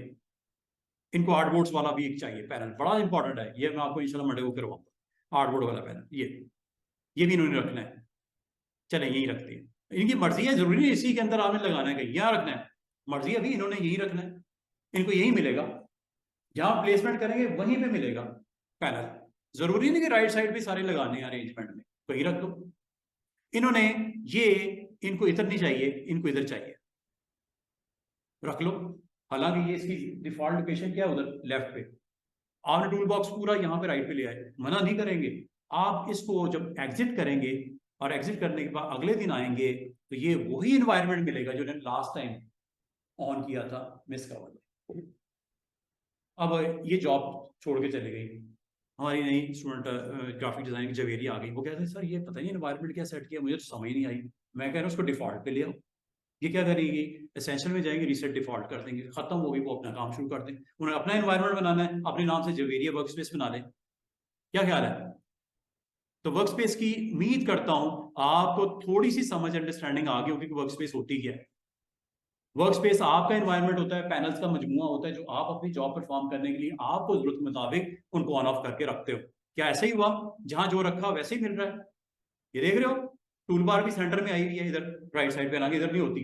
और अब ये चली गई इवनिंग की शिफ्ट में, जवेरिया आ गई, वो कहती है सर ये इनकी तो समझ नहीं आ रही ये क्या किया हुआ है। ये आएंगी और वर्क स्पेस में जाके एसेंशियल को लोड करेंगी ऐसे, अगर इसमें भी गड़बड़ है तो टेंशन नहीं लेनी, एसेंशियल्स को इन ऑन करने के बावजूद अगर कोई गड़बड़ महसूस की रीसेट कर दो। सुबह की शिफ्ट में फिर कमल आ गई, अब ये क्या करेगी, विंडो मेन्यू में जाएंगी, वर्क स्पेस में अपनी वर्क स्पेस को लोड कर लेंगे, समझ रहे, स्विच हो रहा है work space to work space. इसका मतलब जितने लोग भी ग्राफिक डिजाइनर काम करें अपनी वर्क स्पेस बना सकते हैं अगर बनाना चाहें, अगर नहीं बनानी तो best work space is essentials to perform any kind of job, best work space is essentials. और जब किसी पैनल की जरूरत पड़े ऑन कर लो, विंडो मेन्यू में जाओ, अगर आप समझते हो मुझे इस डिजाइन के लिए इस पैनल की जरूरत है ऑन कर लो, नहीं चाहिए ऑफ कर दो, वो तो मसला ही कोई नहीं, किसी टाइम पे कर सकते हो। और अब मिस कमल जा रही है छुट्टी पे, ये जॉब छोड़ के जा रही है, तो वर्क स्पेस में जाके इस वर्क स्पेस को पहले स्विच किया जाएगा एसेंशियल्स की तरफ, और फिर इसको जाके स्विच करने के बाद डिलीट कर दो, डिलीट होगा यहाँ से मैनेज वर्क स्पेस, और यहाँ से ये वर्क स्पेस जो बनाई थी थोड़ी देर पहले उसको कर दिया डिलीट, ये तो चलो ओके। अब आप वर्क स्पेस अगर ढूंढोगे, मिस कमल की वर्क स्पेस आपसे नहीं है। जब तक डिलीट नहीं करेंगे मिलेगी, लेकिन जब डिलीट कर दिया उसके बाद जब ये दोबारा ज्वाइन करेंगे अपनी नई सेक्शन बनानी पड़ेगी। ठीक है जी, वर्क स्पेस की समझ आई। Work space is the collection of panels with its placement, जहाँ भी। ठीक है, ये थी आज की लेक्चर।